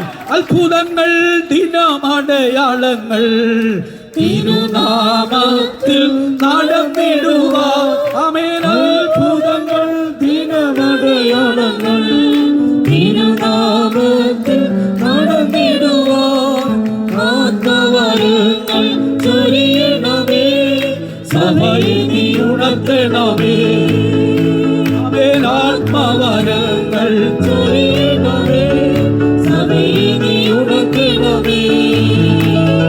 അത്ഭുതങ്ങൾ, ദിനമടയാളങ്ങൾ തിരുനാമത്തിൽ നടന്നിടുവാൻ. വിടുവിക്കുന്ന ദൈവത്തിന്റെ പ്രവൃത്തിയാളങ്ങൾ തിരുനാമത്തിൽ നടന്നിടുവാൻ. ആത്മവരങ്ങൾ ചൊരിയണമേ, സഭയെ നീ ഉണർത്തണമേ. ആത്മവരങ്ങൾ ചൊരിയണമേ, സഭയെ നീ ഉണർത്തണമേ. അത്ഭുതങ്ങൾ, ദിനമടയാളങ്ങൾ തിരുനാമത്തിൽ നടന്നിടുവാൻ. അത്ഭുതങ്ങൾ, ദിനമടയാളങ്ങൾ തിരുനാമത്തിൽ നടന്നിടുവാൻ. ആത്മവരങ്ങൾ ചൊരിയണമേ, സഭയെ നീ ഉണർത്തണമേ. ആത്മവരങ്ങൾ ചൊരിയണമേ, സഭയെ നീ ഉണർത്തണമേ. ആത്മവരങ്ങൾ ചൊരിയണമേ, സഭയെ നീ ഉണർത്തണമേ. ആത്മവരങ്ങൾ ചൊരിയണമേ, സഭയെ നീ ഉണർത്തണമേ. ആത്മവരങ്ങൾ ചൊരിയണമേ, സഭയെ നീ ഉണർത്തണമേ. ആത്മവരങ്ങൾ ചൊരിയണമേ, സഭയെ നീ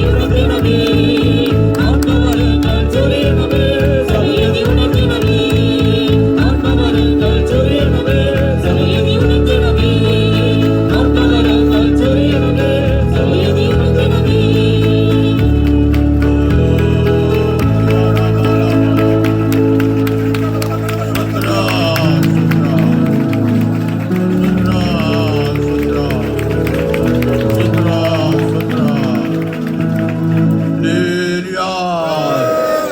ഈ രാത്രികാലം നമ്മൾ കേട്ടതായ വചനത്തിന് മുമ്പാകെ നമ്മെ തന്നെ ഒന്നുകൂടി ആഴമായി പരിശോധിക്കുവാൻ കർത്താവ് നമ്മെ സഹായിക്കേണ്ടിയിരിക്കുകയാണ്. യേശുവിൻ്റെ രാജ്യത്വത്തെക്കുറിച്ചാണ് ഈ രാത്രികാലം സംസാരിച്ചത്.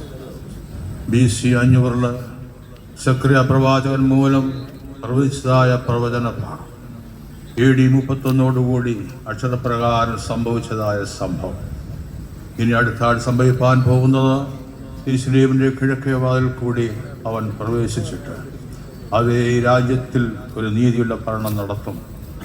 ഇതെല്ലാം ദൈവത്തിൽ നിറവേറ്റപ്പെട്ടതും നിറവേറ്റപ്പെടുവാൻ പോകുന്നതായ വേദഭാഗങ്ങളും നമുക്ക് കാണാൻ സാധിക്കും.